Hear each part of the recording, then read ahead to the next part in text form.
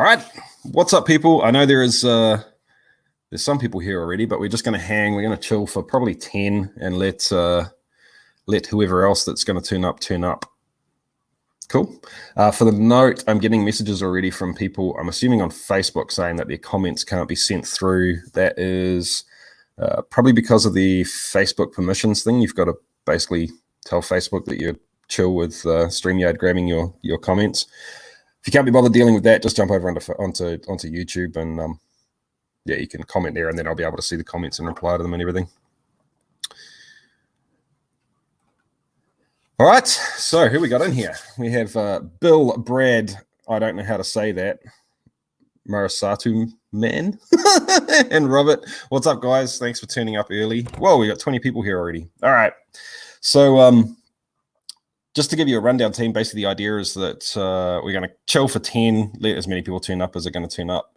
I'm going to give you an update on the standing for the channel for the next sort of, probably month. We're not entirely sure what's going to be happening, obviously. I'm sure you guys are in the same position. We've got the draw to go through for the merch. We've got the that one that came out on the video just over a week ago.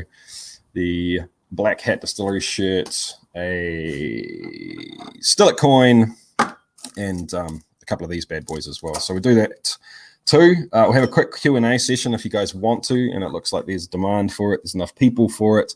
And then essentially what's going to happen is I've got a big old stash of things over there that I want to taste and go through. If you guys have got something that you want to drink at the same time, basically hang out. We're going to have a big old meltdown. I'm going to have some comments on some of my stuff that I haven't tasted in forever, and also some stuff that is not mine.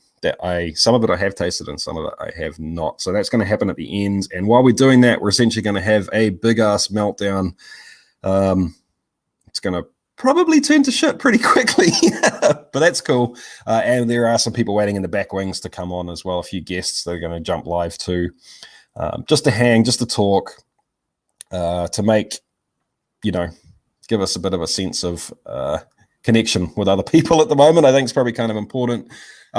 And a few people there that you might want to, ask some questions of as well. So I am flying solo today. I've got no one else helping me out, specifically.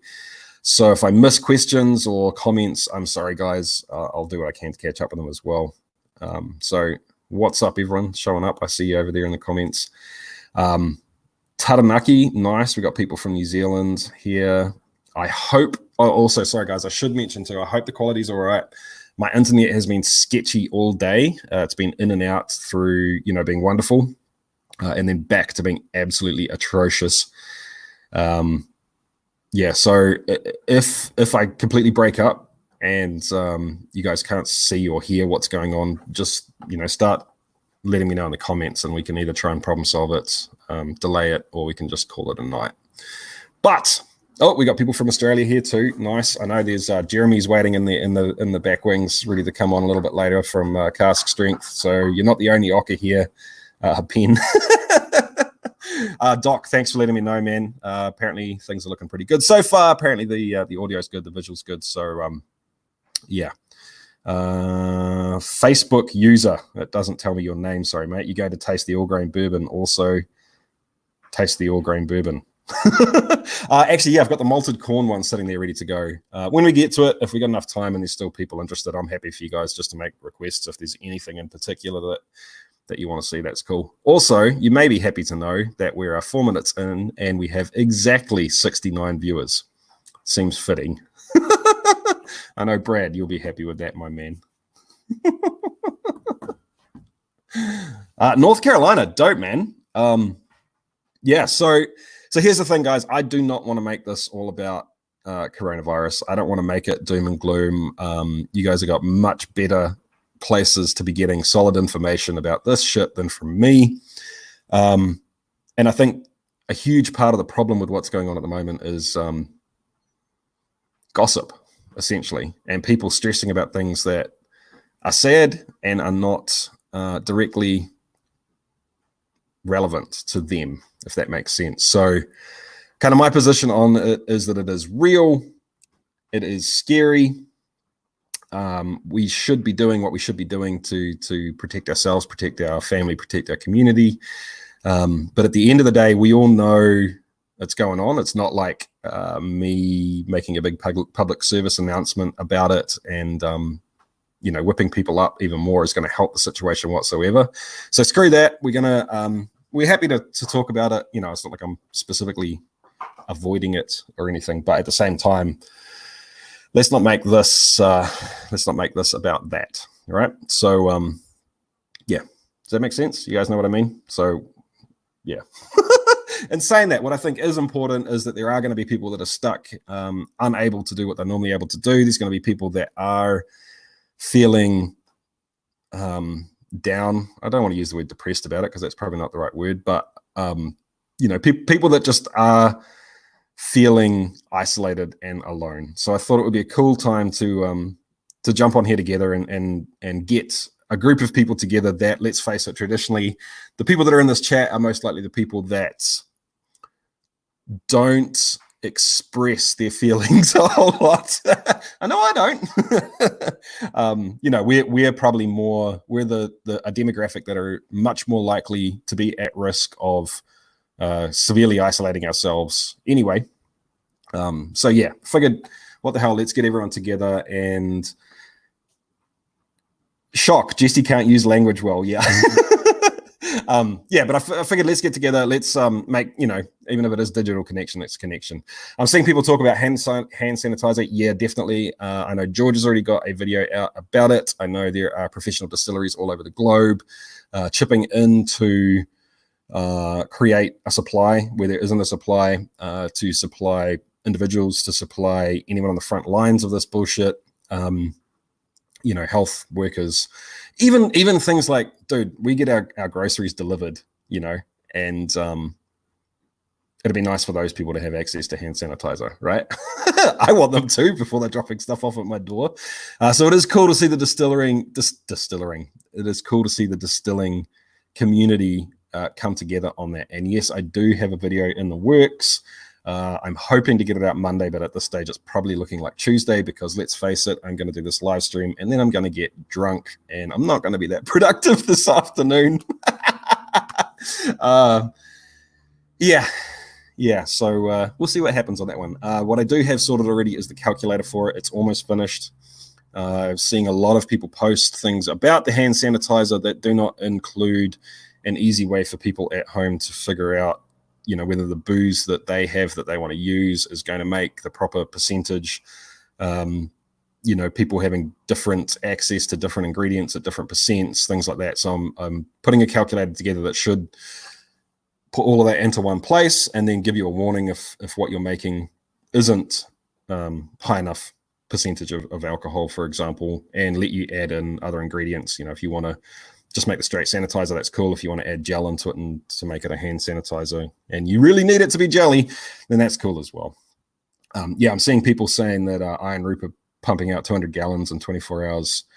Yeah, it's cool, man. It's cool to see people come together on this. At the end of the day, that is the silver lining, right? Is that you start to see that for the most part, humans are actually good.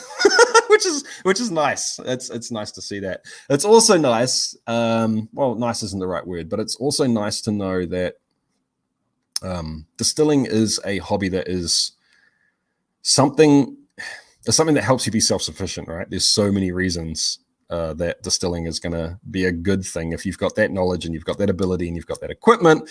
If shit hits the fan, sanitizer, obviously we're seeing that a whole lot. And if shit hits the fan, that's something that's very important.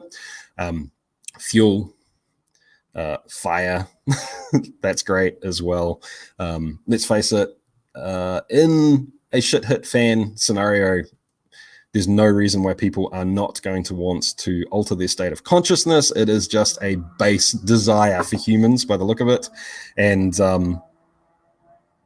you can use it as trade. It's going to turn it, things like that. If anything ever hits the fan, is currency. So knowing that once again that you've got the ability to create something that is a high demand item for trade, once again, great. All right. Anyway, enough of that. Speaking of which, I am going to make a video on that. So if anyone else has got any other ideas on reasons that home distilling is great for, self-preservation for preppers, for being self-sufficient, let me know. I'd love to hear you. Anyway, James, should I open my iron root purple, corn, or green? Ooh. I'm going to go with the purple, dude. That's what I would do. But yeah. That's my suggestion. I mean, dude, if it's got iron root on the label, I say go have at it for everything. All right, anyway, I think it's about time to get stuck into this thing. We've been stalling for 10 minutes now. So the first thing I wanted to do is get you guys together to give you a bit of an update on the plan for the Still It channel over the next, whatever the foreseeable future is, with basically the world going crazy. My plan is to keep running as much as I can, and I actually hope that I will be able to put out more content than normal. If I get into a situation where we do have to be at home, I have a whole lot of ingredients on hand, so I can make a lot of all grain mashes specifically. I've already got 180 liters of sugar wash fermenting over there right now. I'm in the midst of putting some peated malt through the mill, and I've got probably another 5 or 6 recipes worth of ingredients sitting over there. So there's no concern there. And I do know that obviously if you guys are stuck at home too, then having something to watch on YouTube is a good thing too. In saying that, I also am thinking that if I do have some extra time on my hands, it'll be nice to crank out a whole lot of content. And the easiest thing to do in that respect for me is talking head videos. So if there's little short topics that you think I can talk about, feel free to dump them in the comments here. But to be honest, I'm not going to be able to read them that easily right now. Probably flick me an email, get in touch however you want to get in touch. If there's something specific that you want to know or that you think could be good, for a quick 5-minute video that we can touch on as well. Fuel for equipment, sanitizers, solvents. Yeah, definitely. I mean, alcohol is just something that's good to have. And the other thing is too, that if you're set up for alcohol, you can distill water too, right? So clean water is always a good thing. What sugar wash did I do? I am going to try and stay away from doing Q&A right now, guys, because I want to get through this stuff and get through to the end where I can get the guests that are hanging in the background in as well. But it is essentially a bastardization of Teddy Says fast fermenting vodka, something along those lines. But that video should be out as soon as I can get this fermented out and get it distilled. I'll get that out for everyone to see. All right. Let's take one more thing for now and we can move on. Thanks for entertaining us while we're stuck at home bored. Yeah, that was kind of the idea, man. The idea was to kind of get everyone together while we could, while things are still working well enough. But people might be doing a little rough at home. Just out of interest, how many people are sort of either in optional or semi-forced isolation at the moment? I'd be interested to see what the percentages are. And if you're going to drop that information, let us know where you are in the world as well, just so we know. Some other types of distilling, like oils for making smell pretties, can be done at home, set up in a way that doesn't taint things moving forward. Yeah, dude. Yeah, totally. Doing essential oils, you could do that as well. Once again, it'll be on some trade item. Some of them are, actually useful, other than what the hippies would tell you. There is actually use for them. But yeah, if you're set up in that way, you can do all sorts of stuff, which is great. So what I'm going to do now is go into the drawer, but I'm thirsty. So what I have here is, I've got a bunch of stuff that I'm going to taste, like I said, guys. But what I have here is the beer that I made with Matt from Dave and Goliath Brewing. Another guy here in the Manawa too. So this is the video that we did, the 101 on all grain brewing on the channel, and it is a dirty great big stout. So it's 10.4%. I've realized that I've cut the wax off, but I don't have a bottle opener. Spoon it is. I wanted this because it's something that I can sit on and sip for ages while we're here. So this one actually has coffee in it as well, guys. So yeah, it's a big chewy beer. I think it finished still with about 10 gravity points. So yeah, it's going to last me a while. All right, so the winner. For those of you who don't know, sorry, it's a little bit late now, but one of the videos we put out 2 videos ago, there was a competition to essentially say whether or not you were keen to get into the craft professionally, and if you had the opportunity, would you, and then why? And anyone that commented on that video is into the draw. Basically, I've got a spreadsheet of all the comments, and then I'm just going to hit a random number generator to see who wins. But first, I thought it would be interesting to talk about the response that we got on that real quickly. And it's pretty much split down the middle. Basically, the two schools of thought are, I love this so much, why would I not do it all the time and not have to go to work? And then the other is, I love this so much, why the hell would I do it as a job? Which is fair enough. And for the longest time, I have firmly sat in the, I don't want to screw this up for myself. I want it to be a hobby that I can enjoy and not stress out about. And I still feel that way strictly in terms of producing alcohol to sell. I don't want to mess that up for me. I like you guys know me. And I think the people that were saying the same thing, saying that they didn't want to do it, are along the same lines, right? It's so much fun experimenting. You don't want to have the restriction put on you that means that you have to just make the same thing every day, day in, day out, to meet demand, to pay the bills, to keep the lights on, to pay your staff, all that sort of stuff. Or you don't want to be working for someone and have those limitations put on you. In saying that, I have been kind of thinking more and more about the idea of having a home base for Still It, to be able to, put a pin on the map and just say, if you're ever in the area, come swing by, say hi, have a chat, have a drink with us, to be able to have a licensed premises where we could do some stuff, that as well. So yeah, I don't know. Anyway, right. Random number generator, which I have ready to go. Between 2 and 235 was the total number. Generate. All right, so we got 209 there, guys. Let me pull up the spreadsheet and see who won. What was it? 209, eh? Whoops. It's my spready. It is, oh, dude, I'm sorry. I don't know how to say your name. Jordan New, something like that. If you're here, cool. Let me know if you're here. If you're not here, that's cool. I will give you 1 week to get in touch with me. I'll comment on your comment on the channel, get your details off you, and get the stuff out to you. So it's a shirt, couple of badges. Yeah, let me rep Black Hat again. Not my shirt, shirt from Black Hat, a couple of the badges and a coin. So I'll give you a week, man. I will comment on your comment. Yeah, and if you don't get back to me in a week, then I'll draw someone else. Yeah, so it looks like there is a fair few people that are stuck by themselves. Keep going till the zombies come. Yeah, and then we can throw Molotovs at them, dude. Yeah, okay, so yeah, fair enough, guys. So people asking if everything's good for us. Essentially, everything's great for us.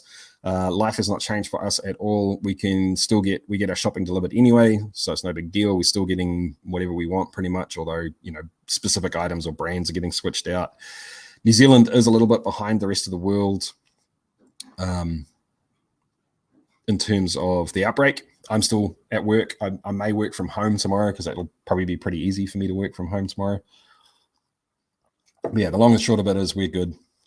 We're not concerned for our safety or our health. We are concerned for some people that we know that are older. Our, one of our neighbors is pretty up there and doesn't have any immediate family anywhere near us, doesn't have anyone specific to look after them if shit hits fan. So it's people like that I'm worrying about, and then all the logistics for stuff that goes crazy. But anyway, enough of that. Travis has nothing to drink today, but he's getting some Jameson tomorrow. Nice, man. I apologize that you are listening to this shit show with nothing to drink. Yeah. Guys, just another update too. I'm still getting notifications that people from Facebook, your comments can't get pulled through because you haven't got the notifications set for Facebook to talk to StreamYard. So you can follow the instructions on the post on Facebook if you want to get that sorted, or you can ditch Facebook and jump over to YouTube where there's not an issue if you want to make sure that your comments are making it through. Does that make sense? Cool. All right, guys, we've been live for 20 minutes. I'm I don't have anything else specific to let you know about. I figure we've got about 10 minutes of quick Q&A, and then I'm going to essentially open it up to the to do some drinking and some tasting, see if you guys want me to taste anything specific. And we got a few people to have a quick chat with as well. So if you got any specific questions, drop them now. And yeah, we'll go from there. I'll just have a quick look back through what we've got. William, he's just starting the craft. Oh, I forget I can do this, can't I? Boom. Thank you, StreamYard. Oh, whoops. Yeah, dude, the best tip I can give you if you're just starting the craft and you're looking at going all grain is to jump over to the homebrew forums. And when I say homebrew, I mean like beer. The reason being is that they take mashing and all grain to a whole new level. They treat it a lot more seriously, and in my mind, I think it's best for people to learn all of those rules first and then figure out what you can let go of to dial it back to home distilling. If you really want to get stuck into this, if you're just the sort of person that wants to rip, tear, and bust and get stuck in, then just pick a recipe and have at it, man. Go from there. But just be aware from the get-go that the sanitation that the home brew beer guys go through isn't, you don't have to stress about it so much for home distilling. Some of the fermentation stuff you don't have to stress about so much. Also be aware that homemade beer people almost never deal with unmalted grain, and home distillers will a lot. So for example, unmalted corn, they don't deal with that. They don't talk about it a lot. So just be aware that if it is unmalted, it has to be gelatinized before you put it into a mash. Essentially, that means that it is heated at some point in the recipe to make the starch available to the water to be, dissolved into water and have the enzymes get to it. So just be aware of that. That is why home distillers cook corn beforehand, or why they used flaked or steam-rolled grains. Just be aware of that. Cool. I see a few people drinking UJSSM. Nice. Cane syrup. Yeah, man. Okay, that's cool. Is it straight cane syrup, as in it's basically reduced fresh cane juice? If so, oh my word, I can't think of the name. Agricole. You could look at something kind of like Agricole. If it is more like molasses, depending on how they label it, sometimes it's different. Let me put this up. Then you can look at something more like rum. But essentially, you should just be able to ferment it and distill it. So it should be good. So I'm assuming you're not in New Zealand, dude, because if you are not in New Zealand, there's no way you haven't tried it yet. Yes, it is delicious. It's damn good for licorice. And you Americans, I'm going to assume, I'm just taking a punt that you're American. If you're not, everyone else, you guys don't really know what black licorice is. Black licorice is actually freaking delicious. It's really good.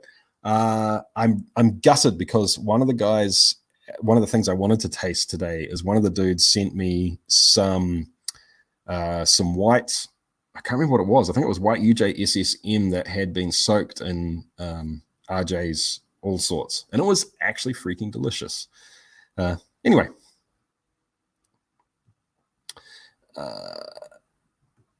Okay, so brandies. Yeah, I have been slack, man. I haven't done anything with fruit. No brandies at all. And I need to change that. I guess the vintage is coming up in New Zealand for grapes, so I'm thinking maybe I might be able to do a grappa or something like that to get started down that road. But yes, I really want to do that.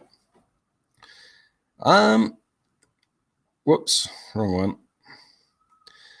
No, I do not have any experience with Kveik whatsoever, but I've been hearing a lot about it and I would love to be able to use it. So for those that don't know, Kveik is out of Norway. Tell me I'm wrong or right, guys. I want to say Norway, but it's essentially a farmhouse collection of different yeasts that they've been using in this location, which I think is Norway. Once again, tell me if I'm wrong, guys. That they've been using for years and years and years, like a long time. And it's developed the ability to ferment at crazy temperatures and not do crazy things. So like really hot temperatures. I think all the way up to like 40 degrees Celsius. It's bonkers. and it doesn't create horrible off flavors.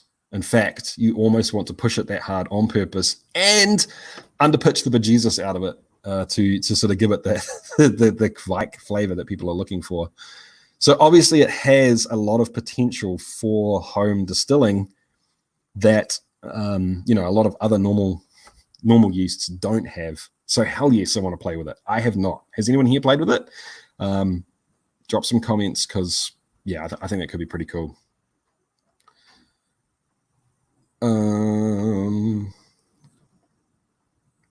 Sunflower seeds. That is interesting, man. I have thought about using random seeds. Anything that's a source of carbohydrate is fair game, right? So, no, I've never thought about sunflower seeds. It could be interesting. What's up, Ryan? I see you, my bro. Nice to have you here, mate.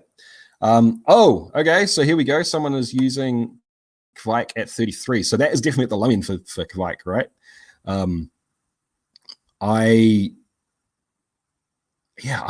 don't know. I just have no data points. I've got no experience. I've got no direct reports on what it does for home distilling, guys. So yeah, at the very least, it's going to make in a lot of different situations because you wouldn't have to stress so much about temperature control, whether you're worried about either end of it. So whether you're worried about just simply it fermenting out to dry, or if you're worried about it kicking off flavors, you don't have to worry about it so much from what I can tell. Yeah. Yes, except no, because I'm in New Zealand and we don't get tropical fruit here in any meaningful volumes, let alone meaningful, at price points that I can literally do that at. So, yeah. All right, guys. So I think what I'm going to do is start getting stuck into some tasting. And I see that Jeremy is sitting here ready to go. So you want to jump in, Jeremy? Give me a nod, mate, if you're ready. He's good. Yo. What's up, my bro? How are you? Oh, yeah. Living the dream, working hard, allegedly. Allegedly. I see Mark loitering as well. So we'll put you in after this, Mark. I'll give Jeremy 10 minutes or something, and then we'll get in there. All right, guys. So basically, what's happened now is that we have gone full meltdown from here on in. So if you've got a drink and you just feel like hanging out, you're welcome to. We'll answer some questions along the way, and we're just going to chill until YouTube gets sick of us, I guess, or until I get in trouble for not looking after the kids. Sorry, Jeremy. I should have said that before I put you on. But you're good, mate. That's good to hear. Yeah, no, and I'm immensely jealous of the beer you're drinking right now because, geez, that sounds freaking good. It is, man. I didn't say much about it before, but I'll tell you what. It's I've just realized I've got a little bit more I can fit in here. It's 10.4%. It's big. It's chewy. It's not that complex yet. It's not that old. It's only a few months old. He's actually got this sitting in a cellar in what do you call the drive over pits that mechanics have? I don't know. Mechanical pit, like the inspection pit. Yeah. He's got one of those in his garage, so he's literally starting a cellar down there where no one can get to it, and he doesn't. If he's that situation you get to where you've had a few drinks and you sort of think, oh, that bottle that I've been saving for a special time, I'll drink it now. Yeah, yep. I think that's why he's putting it down there, so he can't get to it. Vito's here as well. He's being racist, man. He is. I don't like this Vito. So for those of you that don't know, Jeremy's from Cask Strength, which is this is essentially what you guys do, right? You have big drinking meltdowns. Yeah. that's it. And they allow other people to join in. So if you're into drinking whiskey and talking shit, you guys should probably check Cask Strength out. I mean, we are the most professional bullshitters on YouTube in terms of just drinking and doing nothing. The most bullshit professionals, did you say? Yeah, pretty much. Yeah. Professional with 3 Fs. So the other thing I wanted to ask Jeremy about while he was here is Jeremy's got to set himself an interesting little challenge that a lot of you guys might actually benefit from. Do you want to tell them what that is, dude? And then I'll say why I think it's kind of Yep. cool for home distillers. So from January 1st, I have been putting away $20 every week, and from that budget, and it is a hard budget. From that budget has been all of my whiskey related purchasing. So glassware, bottles, stuff like that. It was a very dry first month. So Yeah. so for those who don't know, $20, that's Australian as well. So it's about $13 to $15 US a week. And the idea is it's a budget challenge, and kind of to reset the more experienced expectations on what's on the market and how far money goes. Because Jesse, very much like myself, has probably been drinking for 20 years legally. And Although I haven't I've only started drinking whiskey in the last probably 2 years. So yeah, you've got me there. So I think we kind of forget, just with the passage of time, the increase in responsibilities, the increase in wage that comes with those things, just how difficult it is to start the hobby, and just how many rabbit holes and things to go down. So I'm also a moderator on the tribe, although that's pending if you've been following that. I thought you were gone already, mate. You already packed your bags and left. Haven't put in my modding socks yet. But one of the common things that I was repeatedly seeing is people who are on a budget or starting out whiskey, admiring the massive collections that some people have built up over the course of multiple years, or those people who are in a privileged position where they can purchase on a whim, and go, oh man, I wish I could build a collection like that. So I made the decision. Shit, it must have been about 8 months ago to kind of. Already? Wow. Yeah, I'd been planning it for a while, so there was a lot of machinations before I kicked off the challenge. So yeah, no, I started from a clean slate. So all of the glassware that I existingly had, I basically reintroduced to being usable as I could purchase it in real life. There was no whiskey at the end of the year left in the house, so I started from a clean slate. So yeah.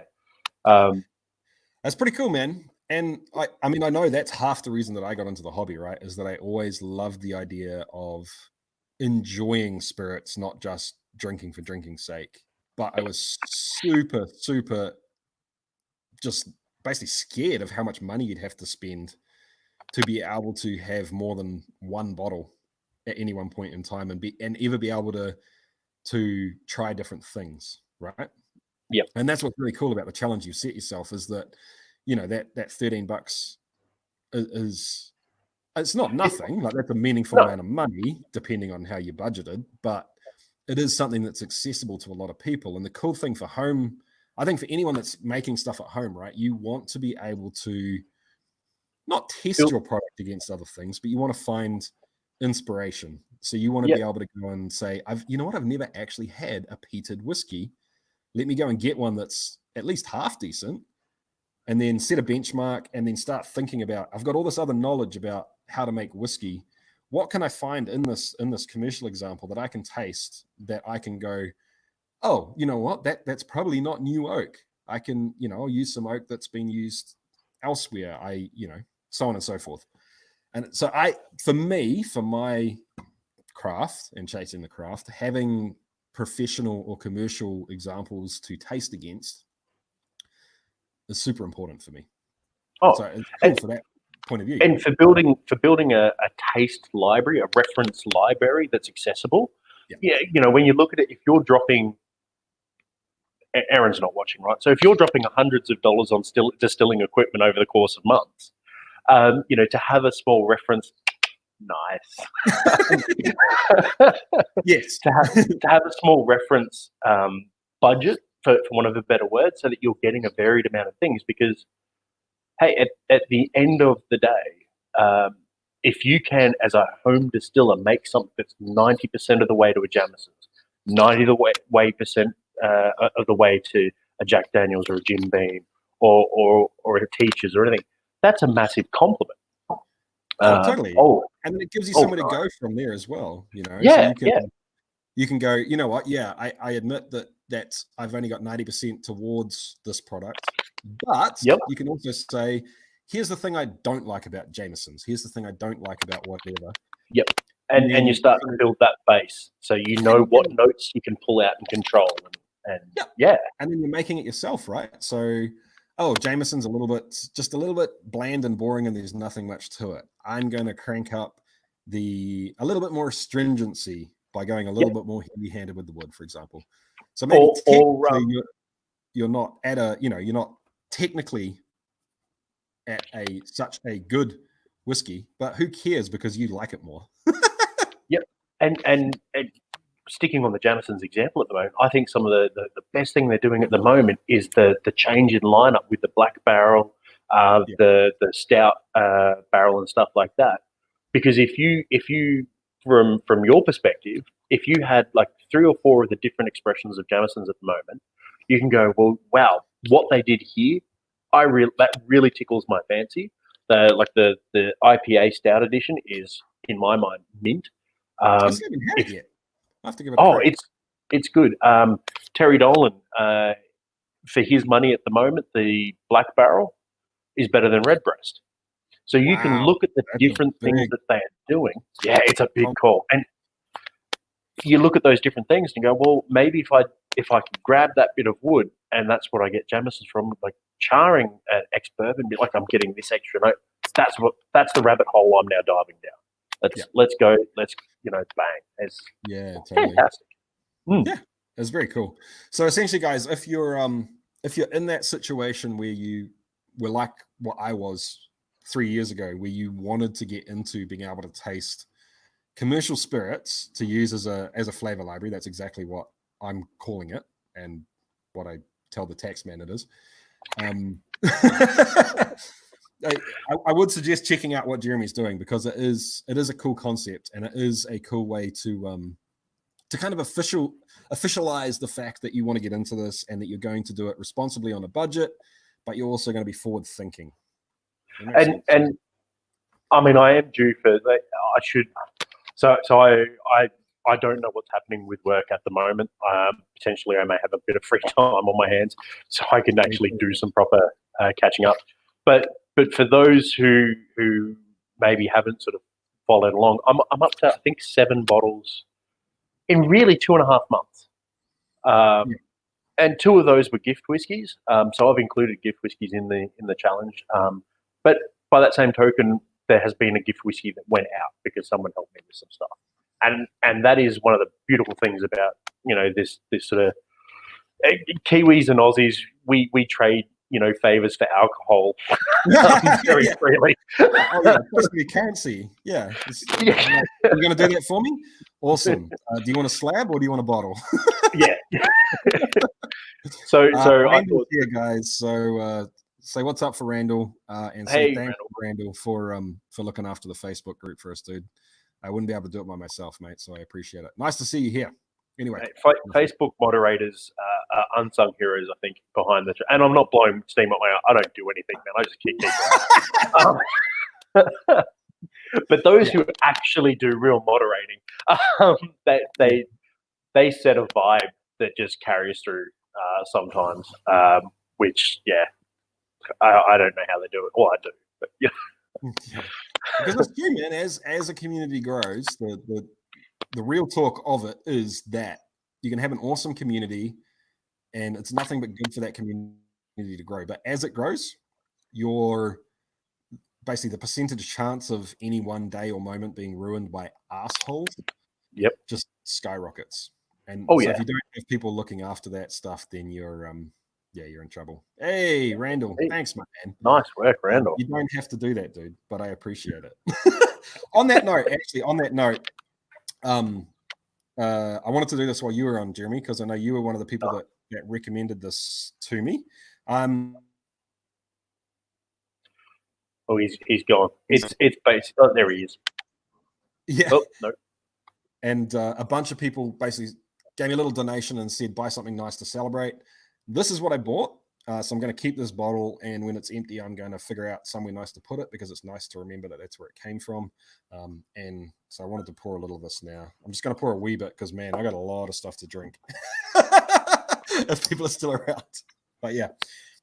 Anyway, so thanks for the recommendation, dude. This stuff is absolutely, if you're into anything Islay, yeah. Yep, it's probably going to be a couple of months before I get another bottle, just budget-wise.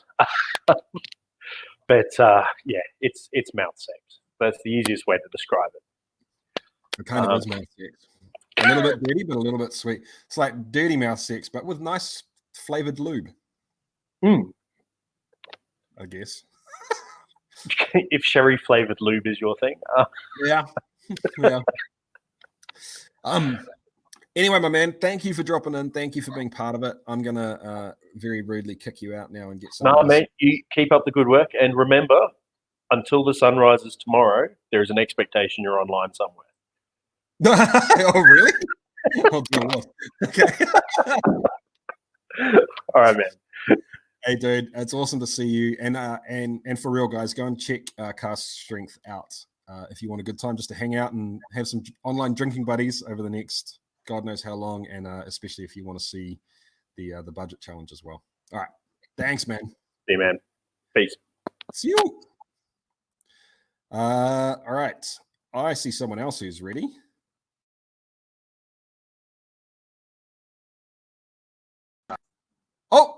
Oh, sorry, mate. No, that was my fault. I still had you muted from when you were in behind. Yeah. So yeah, we're sitting here. We just pretty much finished off the day. You know, we still say the distillery is your fault. We started watching Stillet probably the second month you were on the air. Yep. So yeah, man, I remember you been around since day dot. I got this weird email from this guy that made some really weird stuff, and I remember going, this guy's either genius or crazy, and I'm not sure which. And after a few contacts, emails, and I think it was emails back and forth, you managed to convince me that you're a little bit of both, and that's what I like. Yeah, so it's with the COVID-19, we've been open. This is our 5th weekend now. Yep. And every weekend we have increased people coming in, and we've increased a lot of return customers, yep, which is fantastic. That's how we're judging our progress by the return customers. Nothing but great things to say, and we owe a lot to you. But when we did our business plan, the one thing we hadn't figured in is the fact that we are going to be making hand sanitizer. Yeah. So our last guest is saying that you're far better than the last guest. So that's yes, I'll leave that up to the viewers to decide. Also, I've just got to say a real quick thank you to Graham. You didn't leave a message, dude, but I appreciate the $2. It's very much appreciated, mate.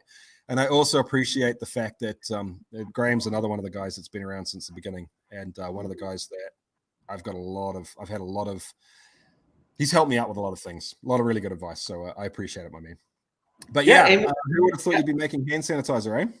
Sanitizer. Yeah, so we ran out to the feed mill, and we've gotten 3 skids so far of wheat, corn, and oats, and starting 3 of the fermenters are full now. I still have to fill 3 more tomorrow, and I don't know if you can see them.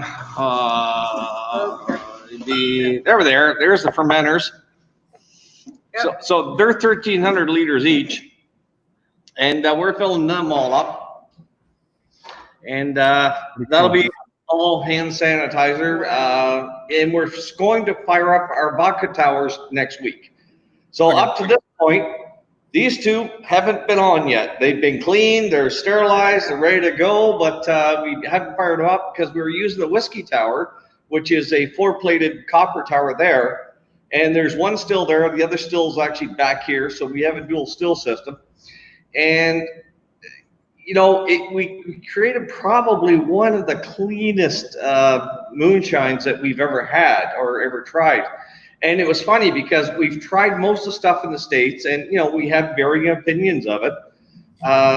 but we actually lucked out just recently. One of the members of Cast Strength picked us up a small bottle of popcorn Suttons. Popcorn. Oh wow. It is so close to ours, it's not funny. Oh really? Yeah, it's hilarious. Yeah. So we're actually, I don't have any, we're at the distillery, so we don't have anything from anyone else. So I thought I would, crack open one of our bottles. This is Nice. Dracula's Flower. So this is a flavored moonshine. So we call it a liqueur. It's got a beautiful purple tinge to it. Yeah, And it is lilac, No, lavender. lavender, and blood Orange. with, so I guess we can all see who the real boss is now. it's been a long day. Yeah. So lavender, blood orange, with a super simple inverted sugar and some Arabic gum powder and some glycerin. Very So nice. yeah, it's we've cut it down to 25 ABV, and it's fantastic. Yeah, it's a big seller here. Nice. So I think there is as the comments that we had coming in for the competition last week showed that there's a pretty much a split right down the middle between people that would love to go professional and people that won't touch it with a 98-foot pole. How are you guys feeling about this now that you're starting to get in the I just saw this come up. It totally broke my train of thought. We have sanitizer for that now. Yeah. How are you feeling about it now that you're probably still in the honeymoon period, I guess, but you're starting to probably push through that, especially with all the setup. Whoa. Chair breaks. You know what? We have no regrets at all. We originally intended this to be a retirement package for us. When we retired, our first still was going to be a 600-liter still, and then we had a 10-year business plan, and the system behind us is our 3-year plan. Well, we didn't quite make our first year. We went right to our 3rd year. So we ended up with a larger system, and our 600-foot facility turned into 4,000 square feet. So we decided to just dive in. We were getting such success in our trials, and all the response was incredible. So we thought, what, maybe we are onto something. And we've watched you. We've played with a lot of the stuff that you did, and you taught us quite a bit. Through trial and error, and we jumped off there. Yeah, sorry, mate. So through trial and error. No, you're still there. I'm just trying to figure out how to. Okay, keep going back and forth on us here. Yeah, I've done the wrong one. So through trial and error, and especially when you failed. When you failed is probably some of the best things we've learned, because we look and you're not, you can see when you're not overly happy with what you've got and what's happened. So we start investigating further as to why did this happen to them? How do we avoid this? And, we took a lot from it. So even in your failures, we have learned. So, once again, we followed you. We stalked the living hell out of you for the last 5 years. We've been on every, what forum's Jesse on? So we'll follow you on the forums, and yeah. That's good, man. I'm so happy that you're up and running. I know it's been a long, tough road for you. But in Canada, that's a good one. In Canada, we can't even apply to the Canadian government, the revenue agency, until we have a facility. So that's first. So you have to have a facility. And before you can have your inspection, you have to have all this equipment here in the house. So, you sink a fair amount of money into it. And we knew from the day we had the facility, it could be anywhere from 8 months to 24 months before we get a license or we're allowed to open. And at the end of 24 months, they could still say no. Yeah, you've got no guarantees, eh? Yeah, you're taking It's a big risk. It's a big risk. We were hoping to make it for actually October, but November would have been nice. We missed out on Christmas rush, and we opened up in dry January. So yeah,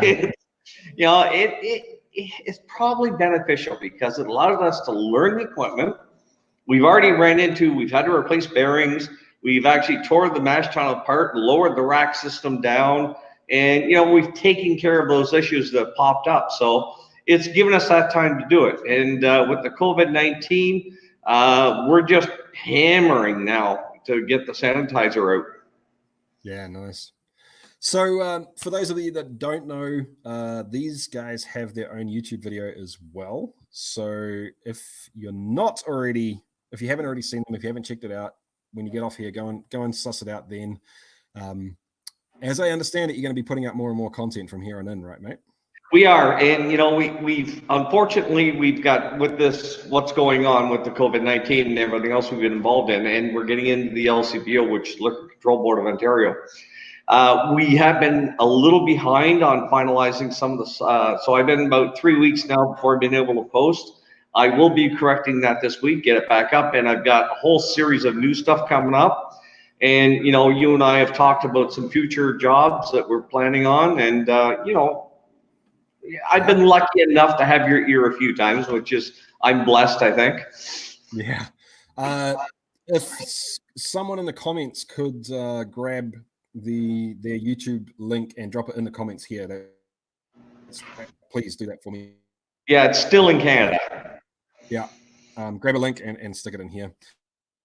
Well, it's been a pleasure, guys. I'm not being rude, but I'm going to move on to the next person because I need another drink. And I know that you've got a lot of work that you're using me as an excuse to not do. Well, that's true. I'm not arguing that. And all you other chasers of the craft, cheers. Cheers. Yeah, cheers, guys. If you ever make it to their distillery, you'll see a CDC logo sitting above the door on the way in. I think it is, isn't it? It's actually in our window right now. It's between the glass from the front showroom to the rear distillery. Yep. Ah, nice.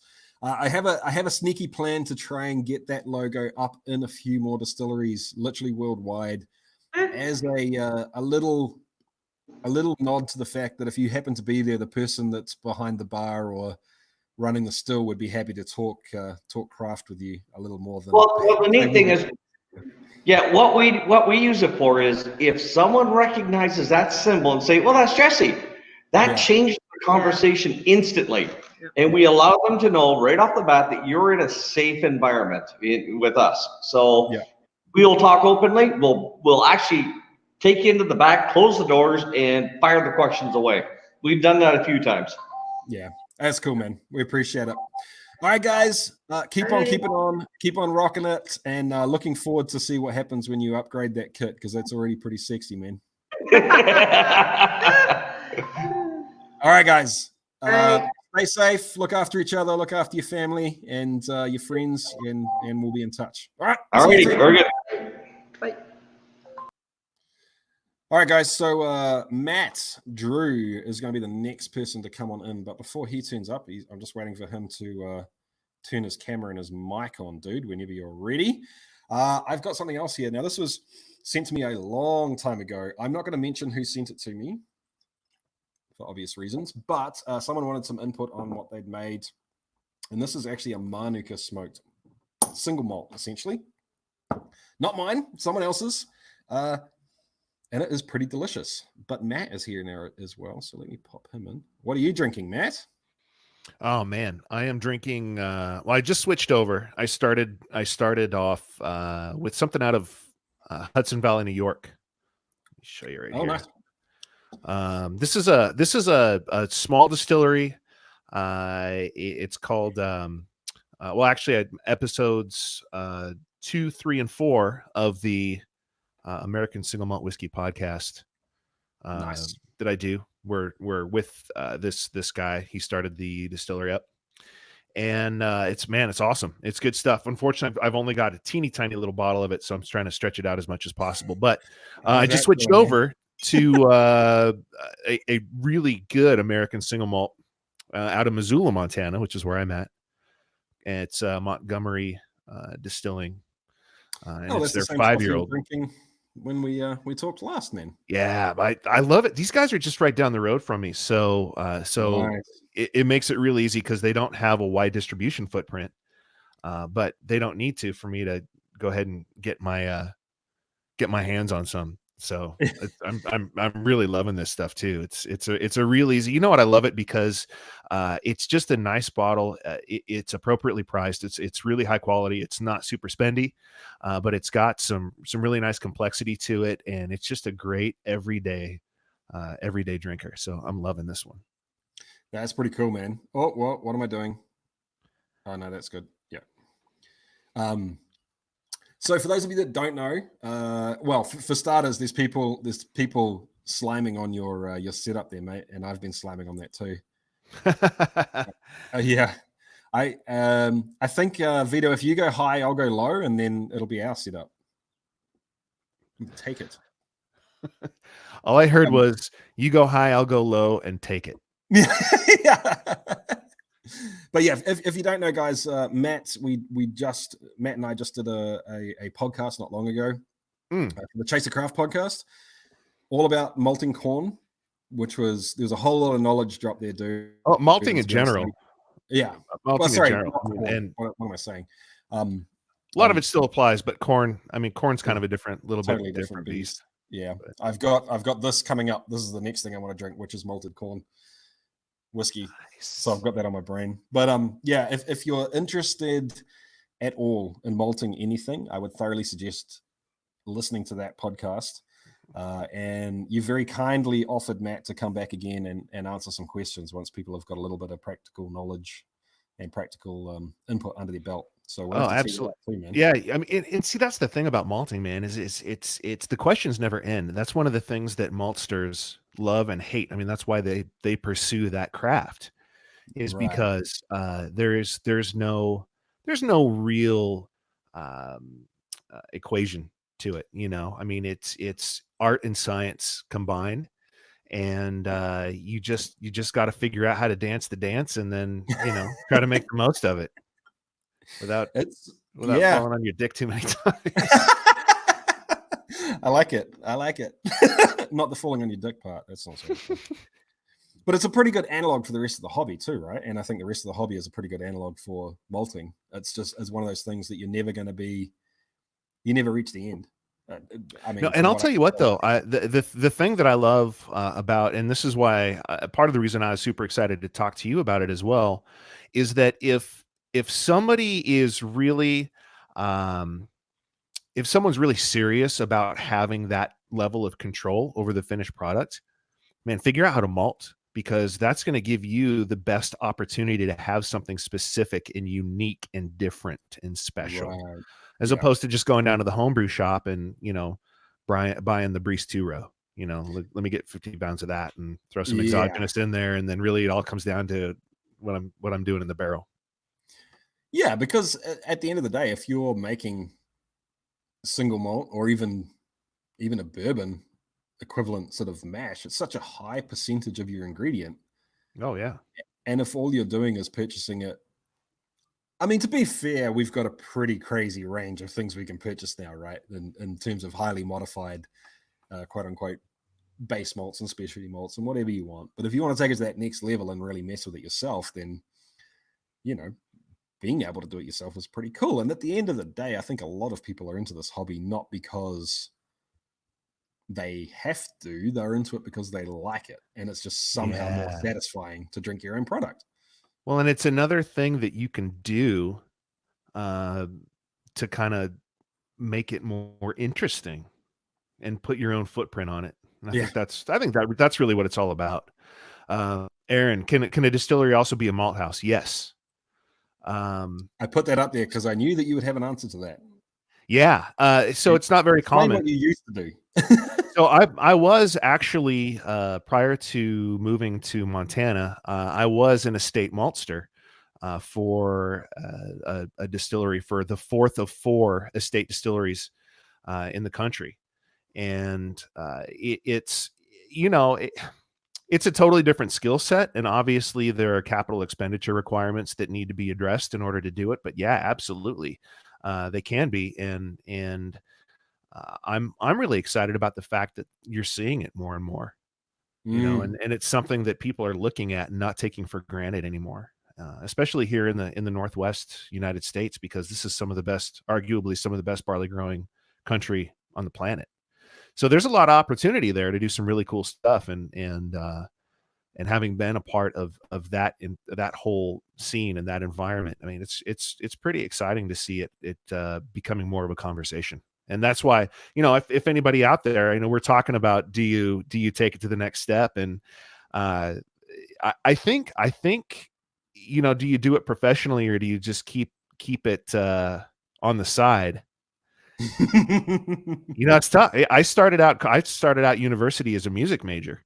And part of the reason why I switched out of that is, at the end of the day, well, first of all, to your point, now it's no longer something that you're passionate about, and so not something you love doing. You have to do it in order to put food on the table. Yeah. It totally changes the paradigm.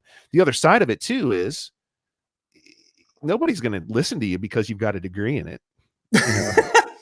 Yeah. You know, if you suck, it's like, oh, well, this guy has a master's from Cornell, so I'm going to listen to it. It's like, no, these guys sing for shit. So well, it's the age-old adage of as soon as you get your first job, no one gives a shit about what you did in university. The only thing that matters is your last job, and then, you know, 10 years down the track, it's the 2 or 3 jobs before that. Yeah, it's tricky, man. It's tricky. but here's the thing, though, is if you're good at it and you get enough feedback, I think if you do it the right way and you go into it with the right mindset, you can do both. I don't think that's an unusual expectation, but you just have to know what you're getting into, and have realistic expectations on the front end. And as long as you do, I think you'll be fine. I would also say, especially in the States with craft distilling, there's a need for good distillers. I mean, we need it, especially if you're interested in making American single malt whiskey.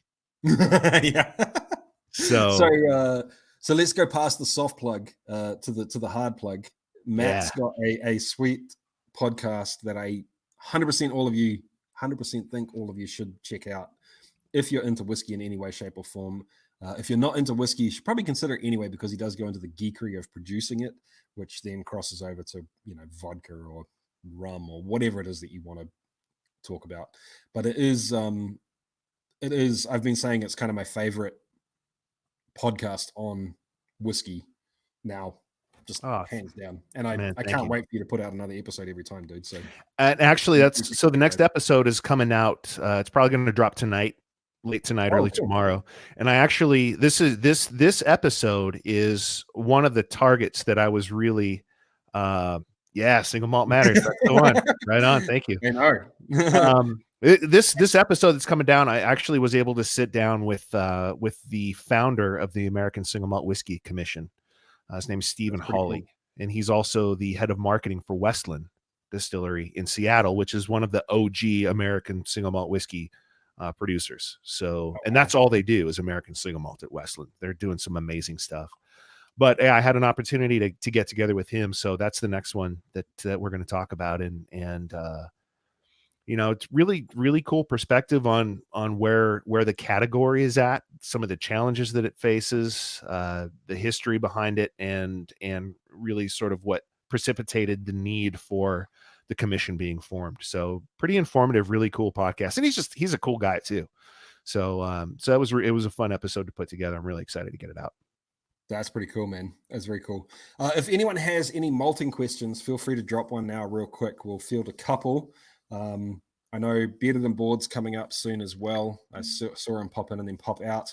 I see you're pouring another drink. I'm going to pour myself another drink as well. Now, this one is interesting. This is a peated brandy. Ooh. That, quote unquote, someone sent me. So it Man. is, let me check. It is the heads and tails from a peated single malt with a green apple, grape, and banana brandy, which is I had a minor explosion in my brain right then. Yeah, me too, dude. Yeah, and I'll be honest, this was sent to me a long time ago, and I got to tasting a few things. And once again, I'm not going to mention who this came from. If you happen to be here and you want to say it's you, go for gold. I haven't seen you so far. But yeah, it just kind of blew my mind. And some of the other things on there were pretty crazy too. I never opened this one. So this is literally the first time I'm tasting it. But the idea is crazy. It's nutty. Man, I mean, I gotta imagine that banana just throws a really cool kind of bottom end note to it, depending on how much is in there.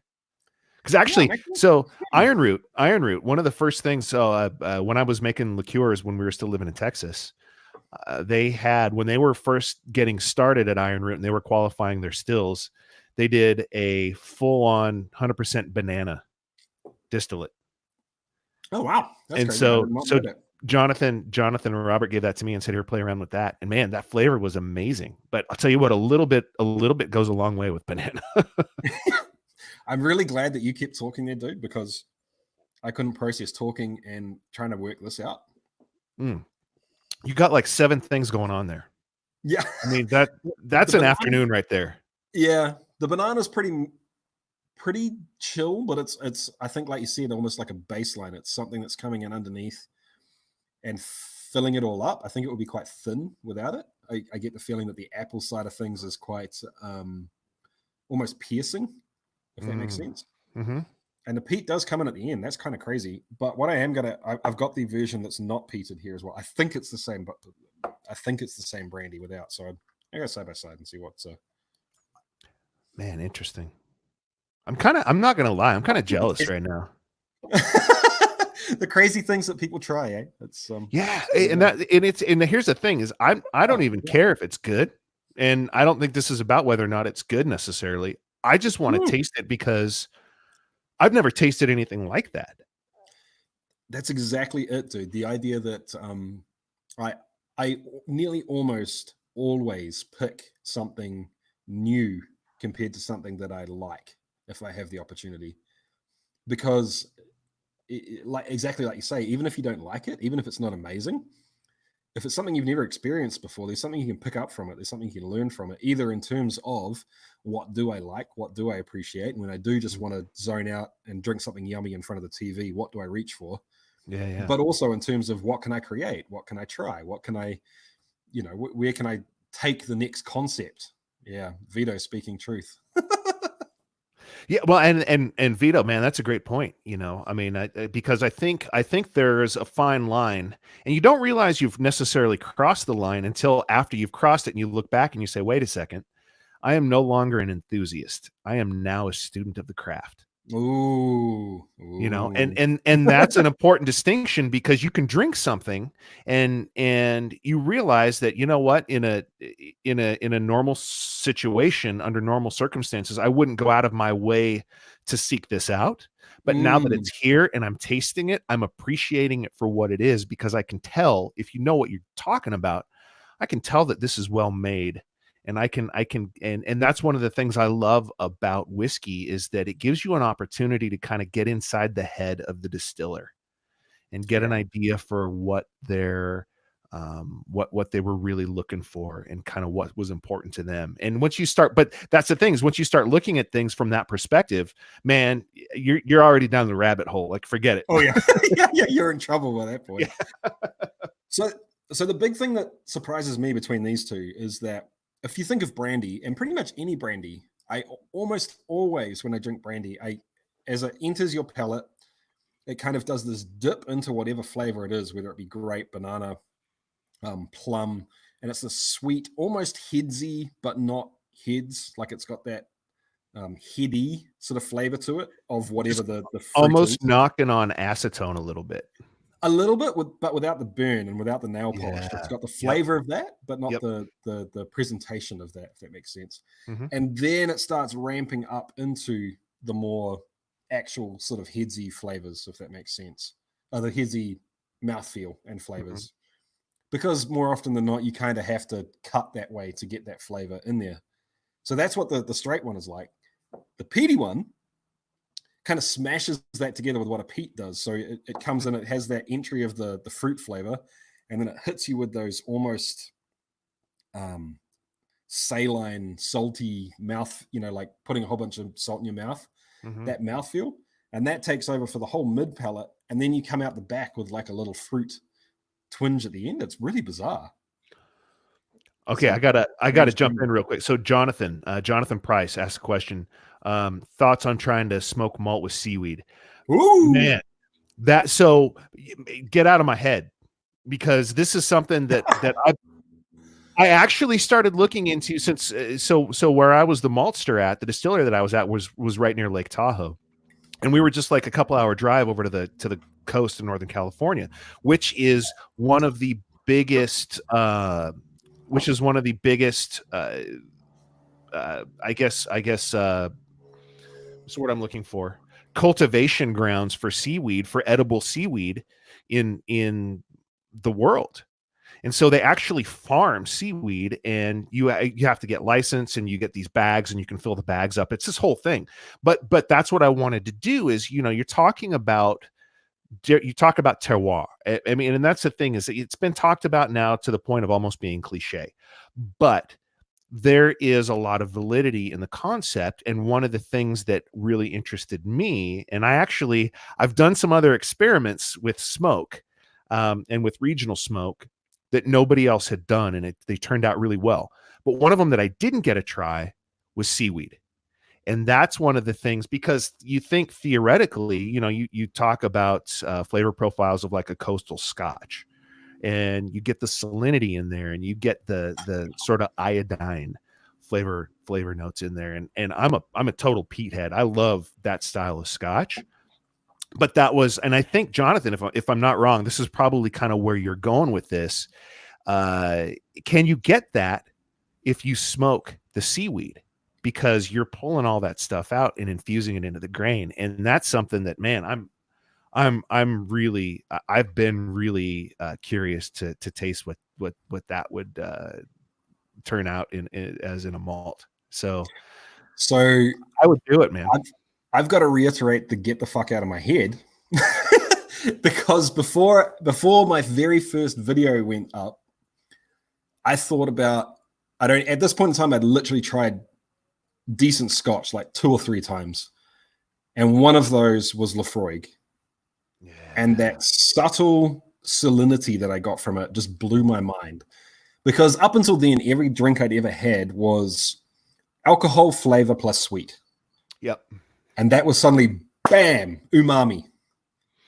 Yeah. But at the same time, it's like Laphroaig for me is it's kind of a mind fuck, because you first you get just punched in the face, right? But as soon as that burn wears off, as soon as the blood kind of starts to go back down from the surface, it just explodes into all these different realms of flavor. And you've got the iodine, and you've got the smoke, you got the sweetness, you've got the fruit, you got the creaminess. And it really is just mouth-watering. So good. When I tasted that, and I was thinking about making my own stuff and how to bastardize something like that, and I read the marketing stuff, from all the Islay things, aged in a seaside climate, and that's where the salinity comes from. And I essentially thought, well, I can't match that, but what can I do? And I was walking along the beach one day and looking at all the wood that was scattered all over the beach, all the driftwood. And I sort of thought, well, what if I smoked with driftwood that's been literally brining in seawater for ages? Mm-hmm. What would happen if I smoked with that? Would that give that weird, like all those weird little proteiny, I don't know, plankton and dead fish guts and I don't know. That's sort of soaked into it. That weird ocean water sort of salt and umami flavor. Could you get that from smoking the grain with the driftwood? And then my mind kind of went back to all the campfires I had as a kid on the beach and eating a sausage off a stick over driftwood fires and that flavor that came with it. And I've got the little garden shed has a whole stack of driftwood in there that's been sitting in there for 3 years, and I've never actually done it. I've never tried it. So now that you've reminded me about it, Josh and Matt, maybe we'll have to try that, man. So, and the other thing too, that I like about seaweed is it dries out really quickly. And so, what I would do is I would just put it out on a drying rack on a screen, like kind of what we were talking about in the malting episode that we did. I would kind of roll it out in strips and let it dry down, and then just kind of just roll it up as tight as you can into and like then, a brick of. yeah, exactly. Yeah. And then I'd smoke with that, and I got to tell you, I think that would be delicious. Yeah. Yep. It's just We my might have to gut. try these I don't things. have anything to base that on. I've never No. tasted anything like that before, but man, I think there's something there. I think I think because there is too. it's like basically, and here's the reason why. I mean, what's seaweed? Essentially, it's cellulose and seawater. That's it. Pretty much, dude. So when you smoke that, you add the smoke note to it. I think what you're going to get is kind of this cool combination of flavors that are going to cross over into different realms, and but in a way that's going to be unique to anything else. So Yeah, I mean, who knows? Maybe it's a totally new thing. And I mean, I think we talked about it in the podcast, right? The idea of you can throw as much peat at me as you want, and I'll say, give me more. Yep. But when you switch to wood, totally different deal. It's got to be subtle. It's got to be just there. Well, and you also have to have enough experience with the wood, because everything is going to smoke differently. You know, a cherry wood and an apple wood is going to smoke differently than like an avocado wood or an orange wood or a lemon wood. Yeah, Totally different things. It's just totally different oil contents and different smoking points, and I mean, it's just going to be totally different. So you just have to play with it. I think there's a lot to be said there. Mesquite also is such a potent, specific, unique flavor that a little goes a long way, and you can't do a full on all mesquite. You have to blend it in with something else. So this stuff that I just tried is the Manuka that someone sent me, and Manuka is. I gave it to a few people in Texas, and people said, "Oh, this tastes kind of like mesquite." So I think it's kind of there. I made one that was 100% Manuka smoked malt. And it is yum, but it's also, you don't want to drink it. You know, you taste it and go, oh, that's yum. Now give me something else. Yep. There's no moorishness to it. But I could see seaweed being more like peat in that, depending on what flavor carries through. I'm just trying to think of anything that's got seaweed in it in terms of that flavor. Oh, but see, here's the other thing too. You think about peat and Isla.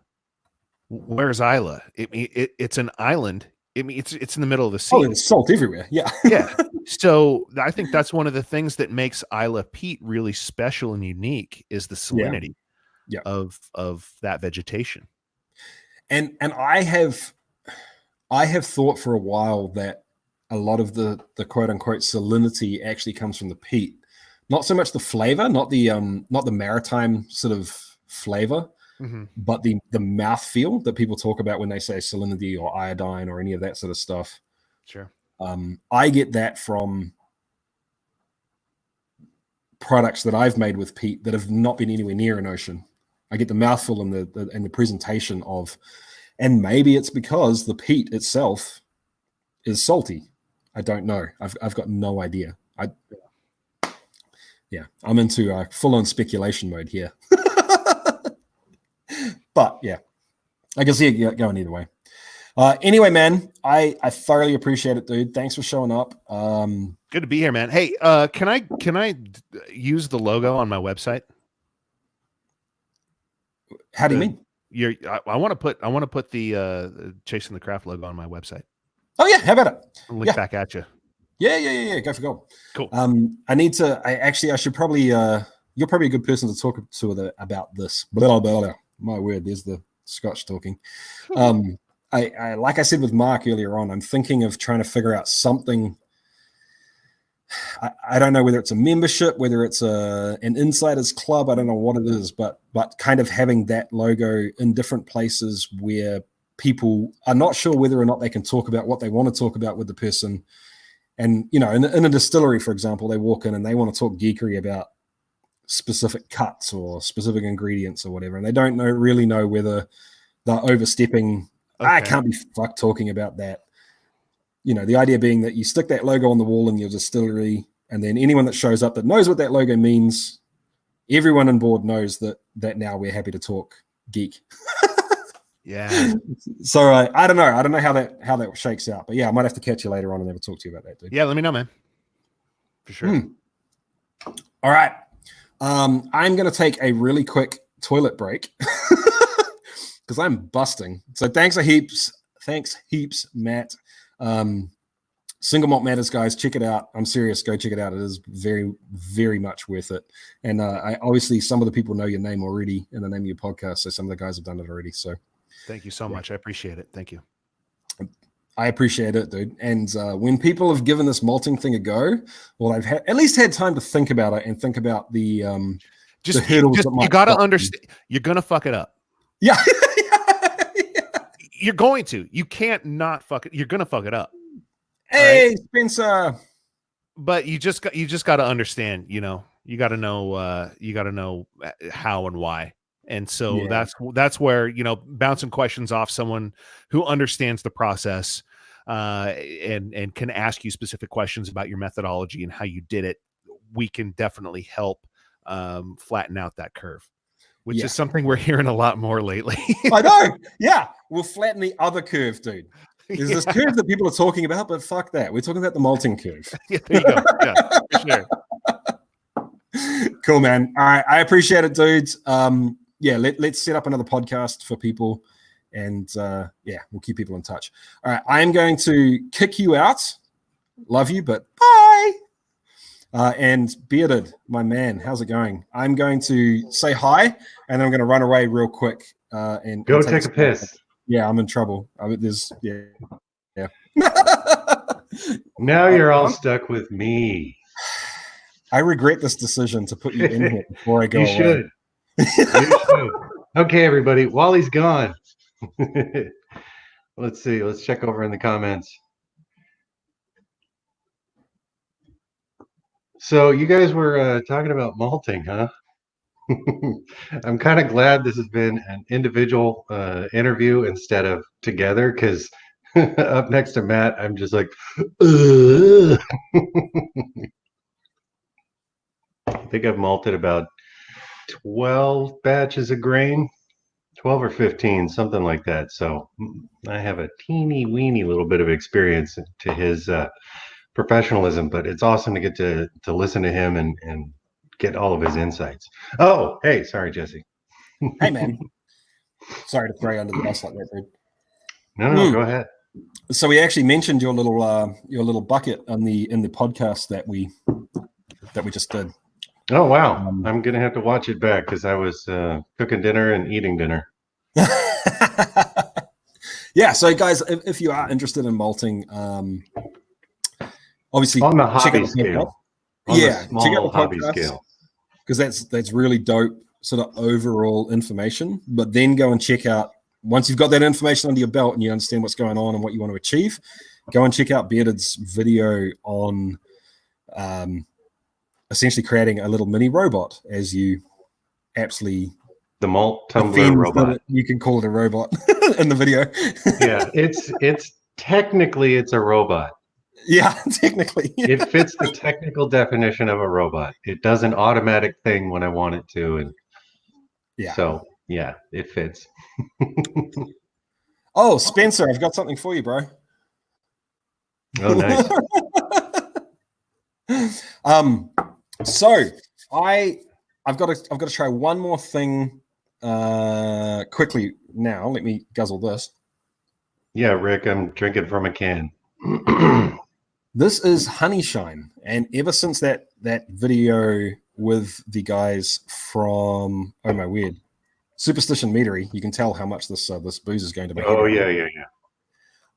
People have been asking me about this stuff, and someone sent me some in after seeing that and said, try this and let me know what you think. And I gotta say, this is really, really interesting. The first thing I get off it is beeswax, which isn't surprising in hindsight, but if you had asked me what flavor you would get from distilled honey, that would not have been what I guessed. No, that's interesting. And it is absolutely beautiful. It really is. It's somewhere between a really smooth white whiskey and a brandy, which makes sense, right? It's essentially made from honey wine. yeah, so once again, I'm not going to say who this came from. Sadly, we can't. I haven't seen you here yet, but if you want to claim it, go right ahead. I wanted to try Honey Shine, but man, that's an expensive brew. That's a really expensive brew for the volumes that you need to turn it into shine. Yeah. Yeah. Not that I would ever do such a thing. Yeah. Yeah, unless you've got some sort of hookups and you can get the the scrapings out of the bottom of the buckets, or stuff that's just not to spec or whatever. And I have to say a huge apology to, actually I won't see who it is now, but once again, I don't think I've seen you here, but a huge apology to someone who literally gave me a bucket of honey and I have yet to do anything with it. And that was months ago now. So I need to get onto it. I need to get that sorted.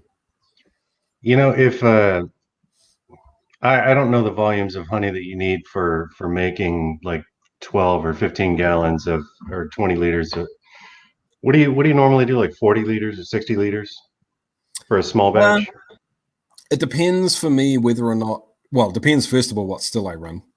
Yeah. And then it depends whether or not I run a one and go spirit run. What a terrible problem you have. Like, what still am I going to run today? Oh, I don't know.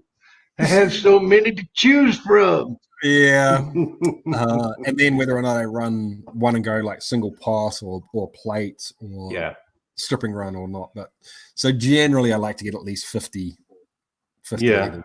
So I don't know how far that what your sugar content would be with a 5-gallon or 20-liter bucket of honey, but if you need to stretch it out, you could always make a braggot. Yeah, that's true. Very true. I mean, all of the mead options are kind of on the table, right? You could do. Because what about peated Honey Shine? I know, right? I don't.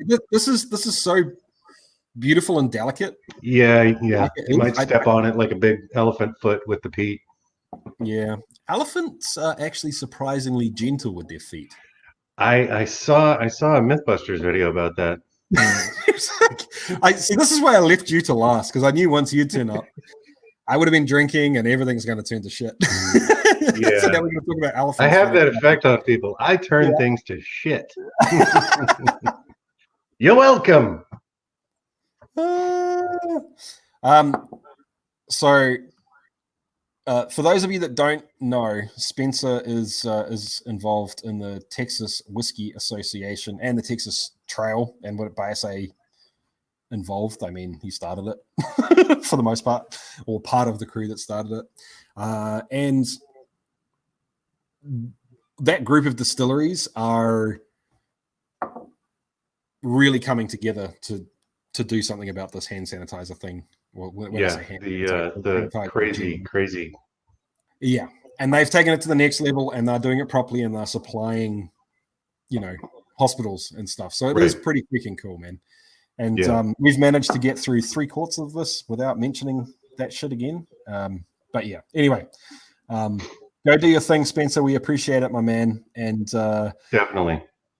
I would be interested, because we just had this talk. Sorry, Bearded, I've just got a question I need to ask. Had this talk about whether or not you would go pro, and about 50% of the people here are kind of thinking that it's at least a pipe dream, something that they would consider either starting themselves or jumping on board with someone else's business.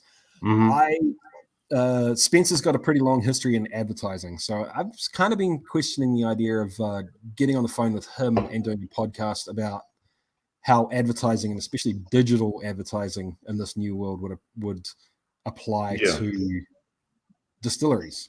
And well, honestly, you and I have a huge leg up with our channels. I mean, it has crossed my mind, like if I ever wanted to start a distillery, I would either run with this channel as kind of a platform of getting that going, or like the Whiskey Tribe guys, but not as cool or funny. Sorry. Yeah. As cool as, sorry, I zoned out for a second there trying to catch up with comments. As cool as or funny as what? Oh, we've missed each other. Yeah, the booze is kicking in. I apologize. Hey, George. How's it going, my man? George, if you are free and you've got a few minutes and you want to jump on live, flick me a message real quick. What's the easiest way for us in Google in Hangouts? No pressure at all, my man. But if you've got some time and you want to hang out and have a drink or whatever, let me know, because I'd love to have you. Maybe you, Bearded, and I should start a distillery. Oh God, George, don't say that. Yeah, I'm going to take that down right now. Once that shit gets out there, George. Oh boy. People are going to be making T-shirts and voting petitions. Yeah. Yeah. I mean, I've just seen a few comments on the community, and it is something that I am so freaking thankful to be part of. Can you imagine being like-minded people, but 100 years ago? Like, can you just fathom that? How do you learn to do anything without Google? It's bizarre to me. Well, I mean, there's the library, but that takes a long time. That takes a lot longer than just clicking through a dozen videos and learning what you need to know. Well, it's not only that; it's the ease of being able to share information, right? Mm-hmm. So for you to have something in the library, you have to be pretty, like 100 years ago, to get something in the library. You got to have a pretty good base to do that from. Yeah. Money. You're going to have to assume that you're going to be able to make your revenue back on it somehow. Honestly, I think you're 100 years ago. So let's say you step into a bolt of lightning. It's 100 years ago for you, and no time paradoxes. Let's just get that out of the way. You suddenly forgot all your distilling information, but you want to learn it. The best thing you could do is go to a college. Go to a college library, because they're going to have academic papers on it. They're going to have stuff. They're going to have recipes written by presidents. Whiskey was in a college library before it ended up online. So yeah, either that or just go work at a distillery. Well, I mean, I guess that's it, right? That's a good point, Christina. Even 30 years ago. Yeah. 30 years ago, homebrewing was just a baby hobby. It wasn't really a thing. Everybody was still using cans of stuff. Most people weren't doing all grain, and there was no internet. So sharing was just among local homebrew clubs and the couple of guys who had written books. Distilling was still just guys doing it for money out in the woods.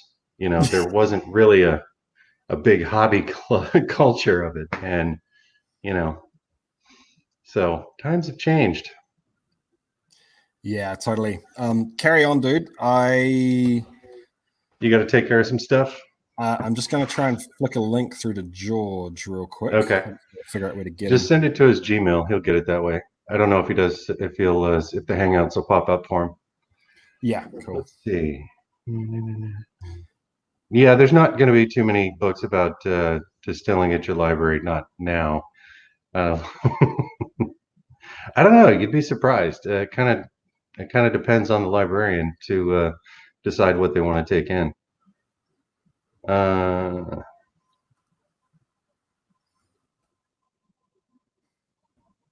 Do you care what my take is on grappa, Terry? I care what your take is, dude. I think it is. I think it's fantastic. I really do. I've only had it like a handful of times, and every time I've loved it. I also like Pisco. If you've ever had that, it's basically the South American type of grappa, but it's a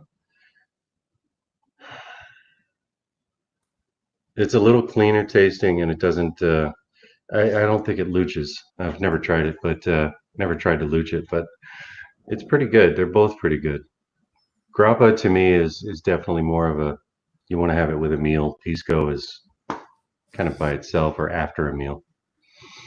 I've never had Pisco, dude, and I feel like I need to try. Yeah, it. you do.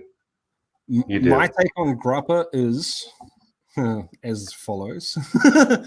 All of the grappa I've had, if you take the hard and fast home distiller's guide to what is good alcohol, fails fucking. It is, it is headsy, it is funky, it is crazy. There's all sorts of weird shit going on. Yeah, And you know it's what, man? like I love it. I fucking love it. I can't get it's enough like, of it. have you ever had this? No. This is plum brandy, and this stuff tastes like fake plums and real plums and plum flowers and plum candy. It is so heads rich. It's crazy, but it's actually pretty good. And it's got you can't see it on camera, but it's got a little bit of a tint to it. I think one of my viewers told me that they age it on birch, not oak or anything else. So I did an experiment with it months and months ago, nice, and I got a charred or toasted birch and charred birch. I've just been letting these sit around for 6 months to see what's going to happen with them. I think I might do a video. Hey guys, let me know. Do you want to see a video about that? It's just going to be a tasting and a quick explanation of what this stuff is. If you care, let me know. Yes, do it. Speaking of which, a little birdie tells me that you've got a new video out on something. I do. Finally, we've all been waiting. It's sorry. You know, this one was 5 months of filming, not all together, but I ended up with about 6 hours of footage to edit through, and it was just a nightmare. And what I finally got together about 2 weeks ago, I sat on it because I just didn't like it. It was too long. It was just showing you me basically slogging through the mud, trying to figure out, and it was just boring. So yesterday, I was like, why don't I just cut all that crap out and put in a little 2-minute thing in the middle explaining that I'm cutting it all out and skip to the end. So it's how to make melon shine or melon wine to turn into melon shine or not. It's totally up to you. And the funny thing is, the reason I bring that up is because, as the fates would allow. Oh, look at that! Isn't that weird? Isn't that weird that you have that? Someone sent me, and I gotta say, when I first got this, I could not tell what the hell it was. It was. It's very strange that you have some of that. Yeah, but it was very difficult to tell what was involved in it. Now, that wonderful heady melon scent that is almost more like, it's almost like a pheromone type thing. It's like it you can't smell it, but you like it anyway. I finally got some Glencairn glasses, and I love them so much. So good. That's so good. I love how I'm putting random melon shine into Texas whiskey glasses, but yeah, that is it's heady in a good way. It is sweet and approachable with that honeysuckle sort of thing that goes on with melons. Yeah, there's like a blossom kind of thing to it. Mm-hmm. You know what it reminds me of is literally sucking on honeysuckle. Yeah, and it's got a pretty pretty slick mouthfeel to it. Yeah, I'm all about it, man.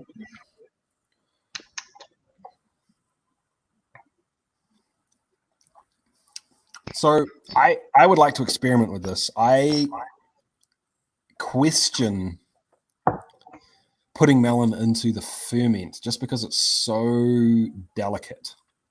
Mm-hmm. And this has actually come out quite well. But what if you treated it like a botanical? What if you put it in the vapor path? Oh, I think you'd end up with something spectacular. Well, I mean, what if you fermented it and distilled it and then put more in the vapor path? Yeah. If that, I'm sure that whoever distilled this, if they could have done that, they would have done that. George, you're there, mate. You don't have a camera on though. Flick your camera on, my man.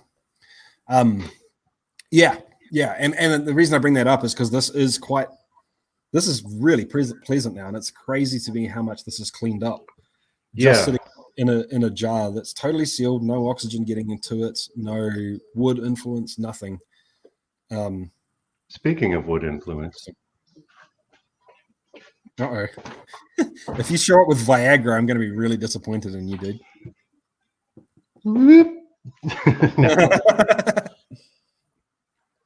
All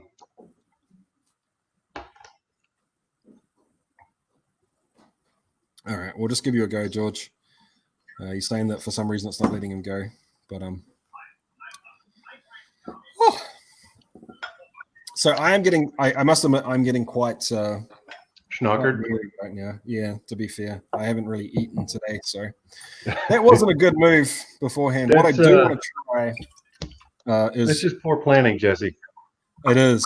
This is the quote unquote easiest whiskey ever that we did. Well, that I did. Oh, the DME. Ages ago. Oh, exactly, hey, dude. You guys hear me? Yeah, we can hear you. We just can't see you, George. There. Got to turn the camera on, my man. Hey, I got a link here that says I'm in the show and everyone can see and hear me. No. Well, we can hear you, but we can't see you.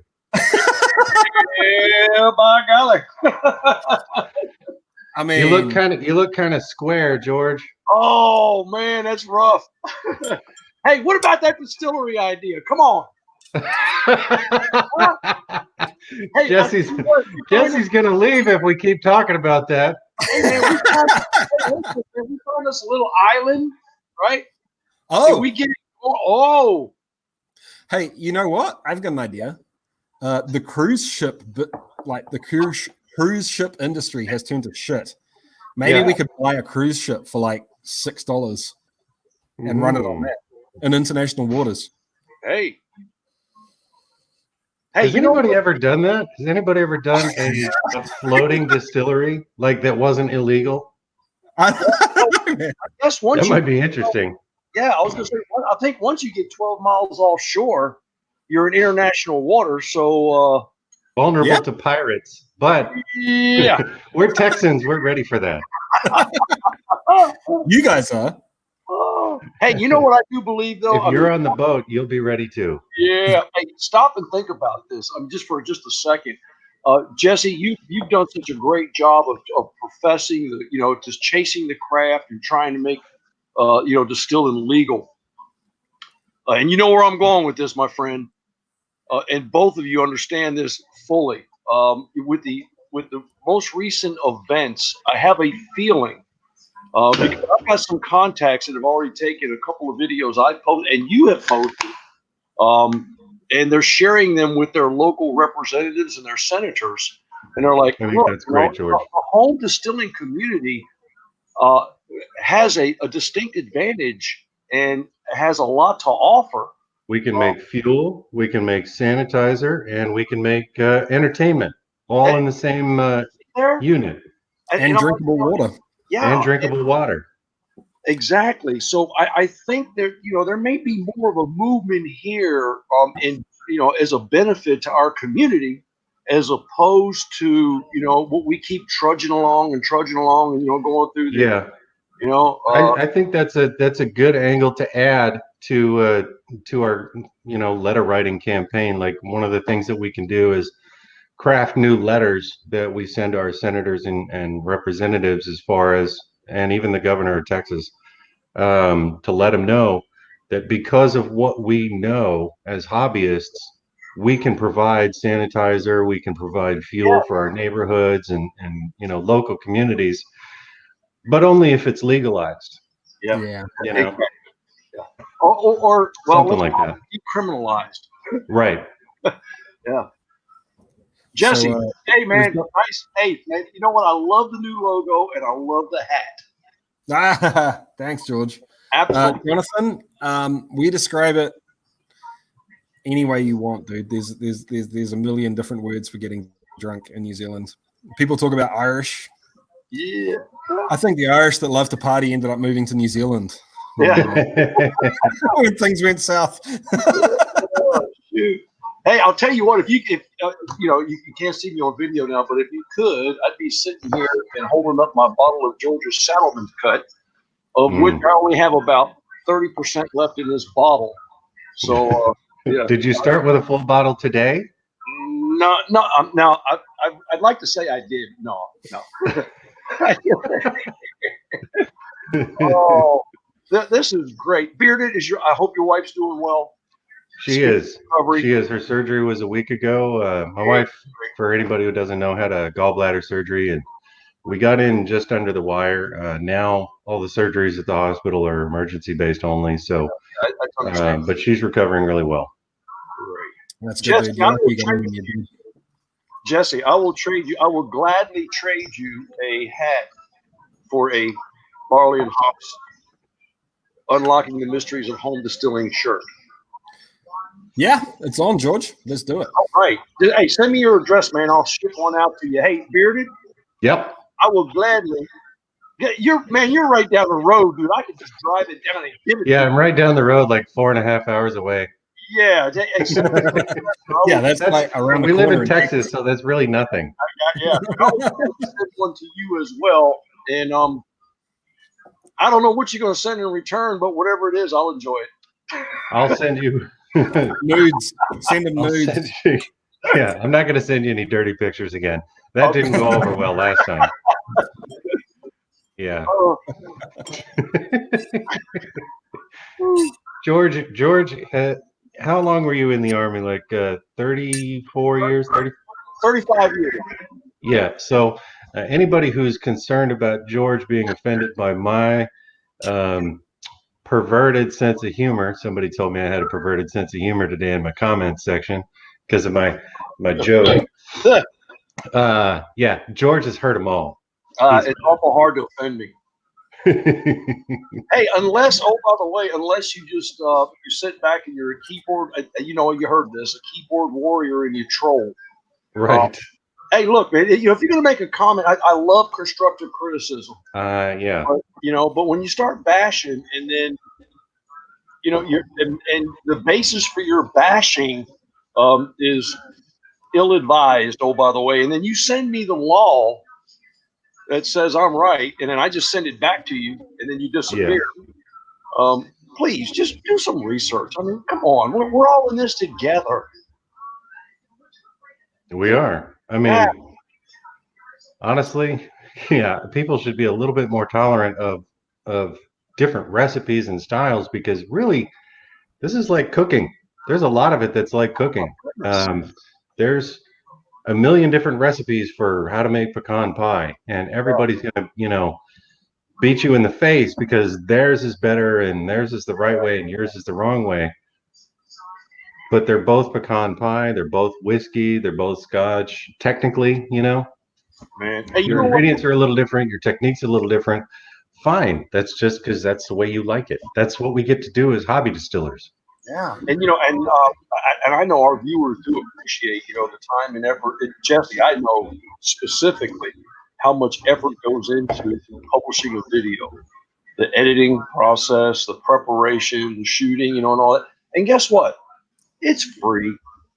Right. Come on, guys. It's free. I mean, come on. You don't like it, and you know what? What I do love about the trolls, though, they at least watch the video. So exactly, they watch the video and then they boost your viewer engagement by commenting. Yeah. Hey, this is like a great reunion with you two, man. It's all three of us together again. Hey, how can we do this again physically? Come on, guys, work with me. I don't know.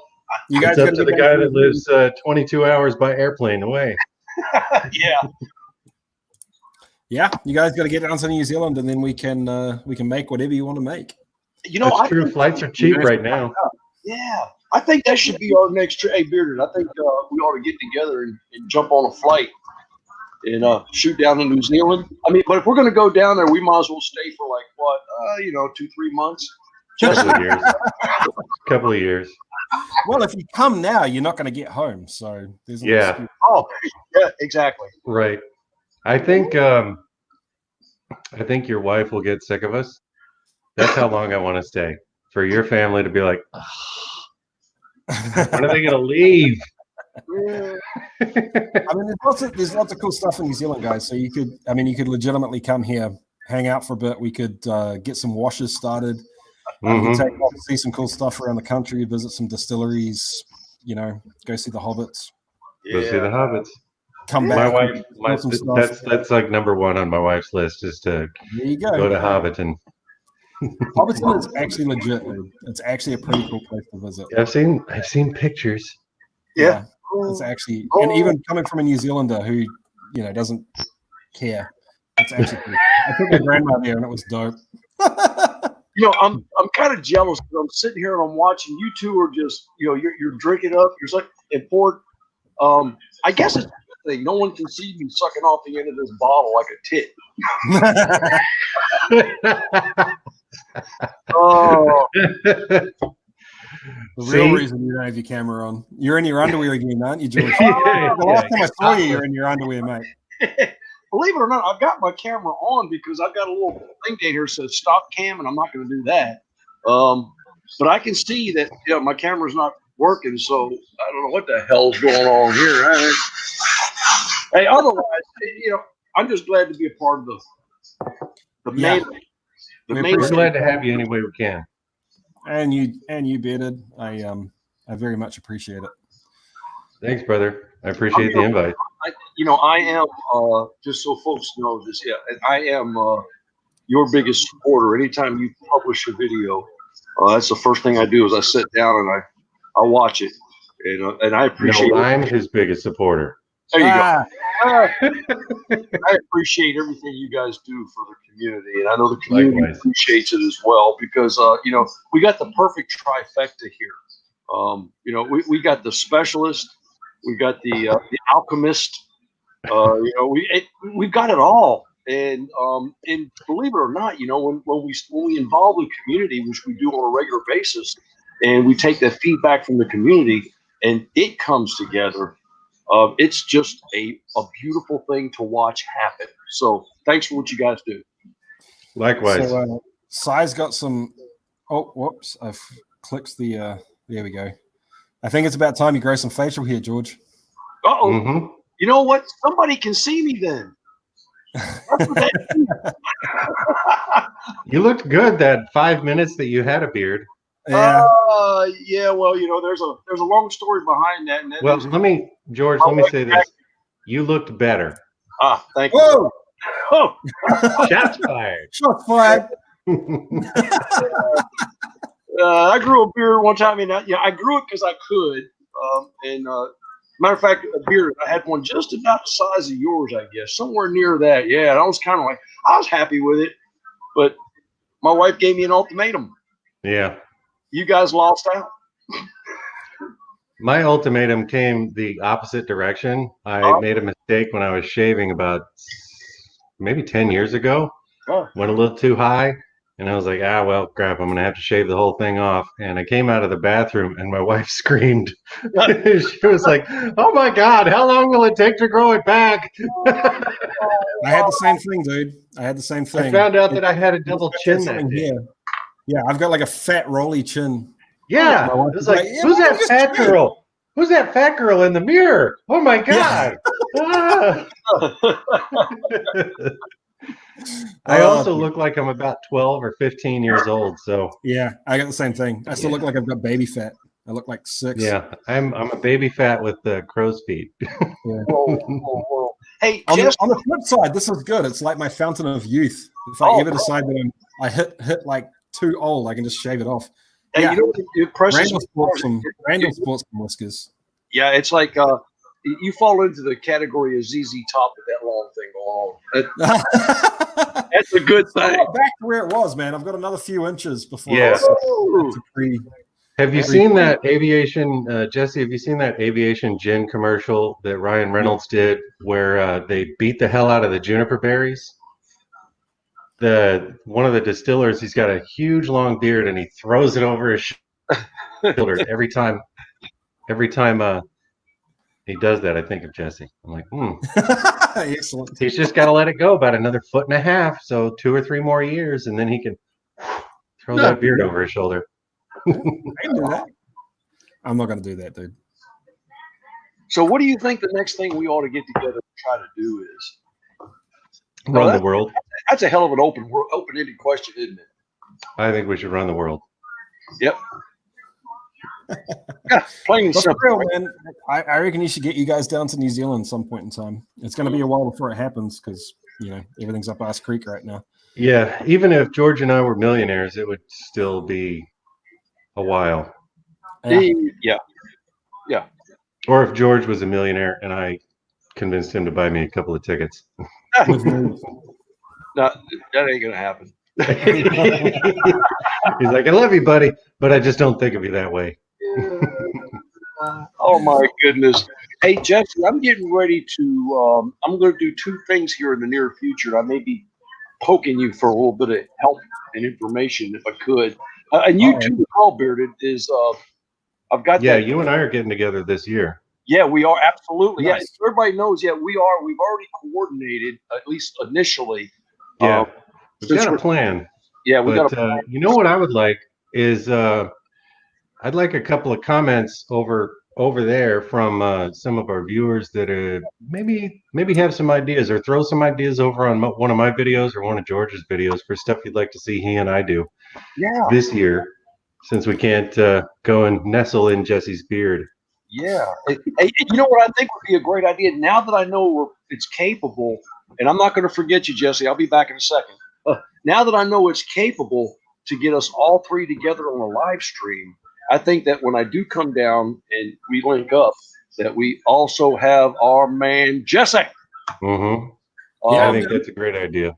Yeah, to walk through it with us for his sage advice, and I think it's always a benefit to have all three of us together. I just love it. Yeah. Plus, we can all get drunk together Again, just like this. hey Jesse, Okay, so go this ahead. is Brad's thing. This has been a running joke with Brad and I for a while, but legitimately, this is why I'm kind of considering getting some sort of premise that we can get going so that, it's Well, you remember I told I you love all of you that. guys, but at the end of the day, it's random people off the internet showing up where my wife Yeah. and kids, so Well, you remember what I said when I initially sent you some. I tried to send you that malted corn a couple of years ago. oh dude, I was yeah. like, hey, when I show up, because I'm coming with the corn, I'm gonna just curl up around the bottom of your still and take a nap, and that's where I'm gonna sleep every night. So just put some towels down for me. I think a lot of the viewers are probably of the same mind. I'm just gonna curl up next to your still, Let me hang just so out. I can smell it and touch it. We're not creepy. We just love this hobby. Oh, he's got such a great setup, though, doesn't he? I mean, Yeah, I he does. watch Jesse's videos. I'm like, man, one day I'm going to be like Jesse. I'm going to grow up and be like Jesse. I'm going to have. I know. He's got this dedicated background behind him. I have in a kitchen. Yeah. Hey, Hey, I'm Dave, getting, you I want had to to clean the stove today to be on camera. Hold on. This is so. Oh yes, professional. Look at me. Yes. you are a man. You got to separate these things, Peter. Hey, you know how I changed my At shop? least I did my dishes today. Hey, you know that, guys? If you've watched my videos, you know how I convert my shop into a lab. I Mhm. also have a white table. I put a white table in That's there. how you know it's serious when we watch one of your videos is when you have the white table out. Yeah. Oh, it's serious then. Of course we got the whiteboard or we got the cheese chart or whatever the case may be. Yeah, but we like to lay out as much information as we possibly can. A lot of it's like, people just they glaze over, but that's okay. The point is to try to offer as much information as we possibly can for those who want to get technical, I guess. Yeah, I mean, that's the thing is I know that I go on and I talk too much, and I know that Jesse definitely talks too much. George, not so much. I got viewers But that tell you the The opposite. viewers just skip. Blah, They blah, blah. skip what they want to, they skip to the information that's important. If they miss something, they go back. So I'm, like you said in a previous conversation we had. We're making videos for everybody, not just for the people that want a really, really quick, tight little video. And I'm sure both of you had the same experience. Jesse, how many times have you had somebody that sent you a comment and said, well, what about this? And you're like, oh, okay. You think obviously the guy skipped through the video because I actually covered that. Yeah. Mhm. So, Yeah. Rick, this has turned into a thing now, dude. There's a little piece on the front of my bar that's missing. You're never I gonna didn't put it build in. this bar. I didn't build this bar. My wife bought it. Real story. We were in the hospital with our first child, and my wife had a little bit of time on her hands, I guess. So she bought this whole freaking bar that's like 9 feet, 2.5 meters long. And then she said, yeah, sure. I've bought it for you. It'll be great for Stillet. Thank you very much, babe. She said, just go pick it up. I said, okay, how am I going to do that? It'll fit in the car. No problems. I've got a freaking Honda Fit. So I rolled up at this place. And they laughed at me. And I had to come back multiple days later with a friend's truck. But anyway, so it's been missing the front little piece of flashing on the front since day one. And apparently it really pisses off some of the, I guess, anal people. And I think now it's turned into the point where I just can't fix it. I don't think I'm allowed to fix it anymore. I think it's just going to stay the way it is. I would leave it Yeah. forever. I don't think it can change. Or if you replace it, if you do repair it wrong. You know, so that I've the been pieces of thinking about wood that. don't quite match up, you know, like they're not flush. Yeah. I've been thinking about making like a 40-second long, like real slick B-roll segment on fixing it. And then the punchline is it's just a piece of shit. Oh, Yeah. man, you guys are awesome, man. Yeah. Hey, go ahead. Mm. Oh, yeah. I didn't want to interrupt you in the middle of a sip there. Oh, hey, in the near future, I'm going to do a video on that 4-plate column that I highlighted on the last video. Mhm. And Jesse, I'm going to definitely get in touch with you because I need some help in the explanation process, probably. But what I want to do is I want to try to do this in a way that, because I've looked all over the internet and I've tried desperately to find, you know, I thought of it like, okay, I'm a new viewer and I just want to, how do you run a 4 bubble plate column? And I can find videos everywhere where, you know, you get a close up of a bubble plate working and, you know, and you get kind of close ups here and there, but there's no real definitive explanation of, hey, where does it start? What am I looking for? How does it progress? And what are my data points of success as I'm going through this process? You follow me?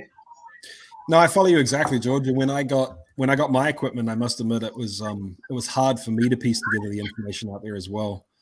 And I think I don't really know why that is. I think it's because they're a little newer on the scene for home distillers anyway. I mean, obviously, there's been production forever. For home distillers, it's relatively new compared to the other things, and it's a whole lot more complicated. Hot still. Yeah. So I must admit, I found it hard to get information together, and the only reason that I haven't made that video yet, because there's a need for it, right? There's definitely a need for it. Right. Is There's a because vacuum. I'm not comfortable running. I don't want to make something and tell someone else how to do things until I'm comfortable enough to be able to explain what I'm doing 100%, right? Yeah. See, that's why I'm still feeling my way through that one. Yeah, that's why you and I get along so well, is because we both have the same attitude. I mean, I can run it. I know how to run it. I'm successful with it. It produces very well. But the explanation, I mean, there's a lot of feel to it. There's a lot of art. Yeah. But and you're able to, you know, kind of give some definitive guidance. So there's a step-by-step process. I don't feel comfortable yet, but I'm getting close. And honestly, let me throw this in there for whichever one of you makes a video for it. We'll both definitely include a diagram of how a bubble plate works as far as like the down tube and everything. Yeah. Because just looking at a bubble plate, you see the little caps and everything, but what you may not see, depending on the angle of whoever's filming it, is how the down tube works and how that reflux actually transfers up and down through there. Right. and With the what's foliage. actually going on. Right. Yeah, okay. So yeah, I'm working on that diligently. So I want to see some whiteboard diagrams and Uh-oh. some We all some know high who's doing school that. biology teacher explanations. Oh man. Yeah, Shit I can Guy, the understand. distilling guy. You gotta make me understand. I got you. Man. I'll tell you what. I'm gonna simplify it. So I'm going to throw this Yeah. up on screen real quick and answer it to the best of my knowledge now. And there's something interesting that happens with a bubble plate where you extend the ABV of the liquor you're distilling. Mm-hmm. But in some ways, depending on the exact flavor you're looking for, you can actually concentrate the flavor rather than dilute the flavor. And this is my experience with running both, right? I can run something from a pot, like essentially a single run pot still run, but get to a percentage ABV that I would never be able to get to in a pot still, while still retaining most of the flavor that I would be looking for in a pot run. And when I say this, I mean running like 3 plates, maybe 4 plates, not like 48 plates or 22 plates or something crazy. I think the only my theory on it so far, and I shouldn't even say this, my hypothesis on it so far is that when you're running a column that's packed, everything that's in there is constantly falling down. It's always falling further down. So it's always being stripped as it goes up and stripped as it goes down in both directions. there's no separation of the layers. Yeah. Whereas with a plate, it falls and then it gathers and then some of it drops back down. Yeah. Right. And I don't know exactly how to put that into words yet and how to We just did a pretty good job. substantiate that. But I think that's kind of where I'm sitting on the fence with it. So, for example, if I was making a whiskey and I wanted to not do a stripping run and I still wanted to get to 80%, for example, I wouldn't be able to do that with a pot still, right? I'd have to do like multiple runs. But with a plate still, I could run 2 or 3 plates and go from 8% in the wash, where I, like somewhere between 6 and 11%, wherever your sweet spot is, whatever you want to run in the wash, and still make 80%. Yeah. In terms of what's coming out of the end of the still, but still get kind of a roughly pot still flavor. That's kind of where it is. Whereas if I ran that with a somewhat detuned CCVM setup where it was just straight packing, I wouldn't get so much flavor. And the reason I haven't made that video is because I can't. Hey, there he is. And the reason I haven't made that video is I can't 100% articulate that yet. And everything is me guessing at things, and I don't like to put information out there when it's me guessing at shit. Does that make sense? I hope that makes sense. Jesse, that makes perfect sense. As a matter of fact, while you were talking, I was thinking, I was like, the last live stream I did, I was using a separate camera, and I had the damn computer set up to track that. It wasn't there, so I looked down and I was like, what the hell? I hit camera mic button and I looked at it. I was like, oh hell, wrong camera. Yeah. So here I am. Yeah, but no, Jesse, I'm with you, man, 100%. And I agree. I think your hypothesis has a lot of value. And I agree with you too that when you get to too many plates, you stripped enough out of it to where it's non-existent anymore. You know what I mean? Yeah, there's no going back. Yeah, you're right. There's no going back. Which brings up a good point. Yeah, go ahead. I mean, I've never ran more than 3 plates at a time, but I have had distillate that's taken off 8 plates, for example, and coming up at 90+%, and it still tastes pretty solidly like the original wash, unlike something that is taken off through a full packed column that's coming off at 96%, and the flavor's still there. I don't think there's any such thing as neutral. I don't buy. There's always going to be some flavor coming through from the original wash, but it's much, much more neutral with packing.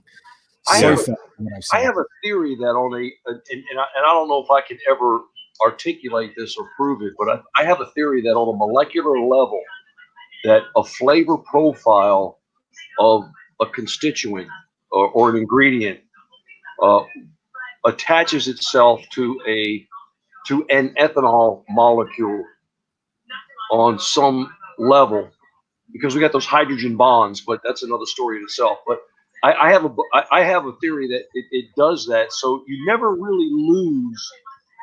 And again, it's just like take a sugar wash and run it, and you can get what they call a neutral spirit. And a lot of times, if you look up, the definition of a neutral spirit, really they're looking at the pH. Yeah, It's a low pH spirit. I've Without seen any that. flavor, but you're started out without any flavor, so it's easy to achieve no flavor. But Yeah. using a constituent in your kettle and in your mash that has a flavor, I have a belief that there are some of those molecules and that flavor profile and character that carries over. Now, I do know this for sure, is that if you ferment apples and you think, wow, it's just going to taste like apples on the other end, it's not. It'll come close. I Yep. mean, maybe get a hint, but it'll have an apple character so that when you do enhance that flavor, it will become really prominent, as opposed to taking a sugar wash and Like running that it thing we were talking about. to it. Yeah. If you do that, the differences between the two are like night and day. You're like, well, it just tastes like the Everclear with apples in it. Yeah, you're right. But the one that you made with apples is going to have a much more pronounced flavor. Does that make Yeah. sense? Hey, George, I'm just going to turn you off for a second. I think, have you still got, can you make sure that you don't have another like live stream running or something? I think I'll be getting some weird audio coming back through your mic. Yeah, it's definitely through your mic. Just make sure you kill if you've still got the live stream running in the background or something. There's a delay, like a loop coming through. How's that? Better. We're good. We're good. That's Yeah, yeah. better? Okay. I'm I sorry. didn't want to cut you off mid rant, my man. No. That's, Yeah, we were talking about this using the apple-based spirit versus a neutral spirit in that tasting video that I did, and I think that's George. You were talking about wanting to test something, wanting to come up with some ideas for our collaboration. Maybe we should test two things like that. Maybe a neutral with some peach infusion, and then a peach with some peach infusion. now that sounds like a good idea. Yeah, you should do that for sure. Something summary. On that topic, you guys may have missed it because I think it was from before you guys turned up, but I've got something here that was, let me double check so I don't butcher it. But this is a brandy made from green apples, grapes, and banana. Mmm, And that's adventurous. it was fun. And if you missed it, this is the same stuff, but peated. Oh, Really? Yeah, it was pretty bizarre.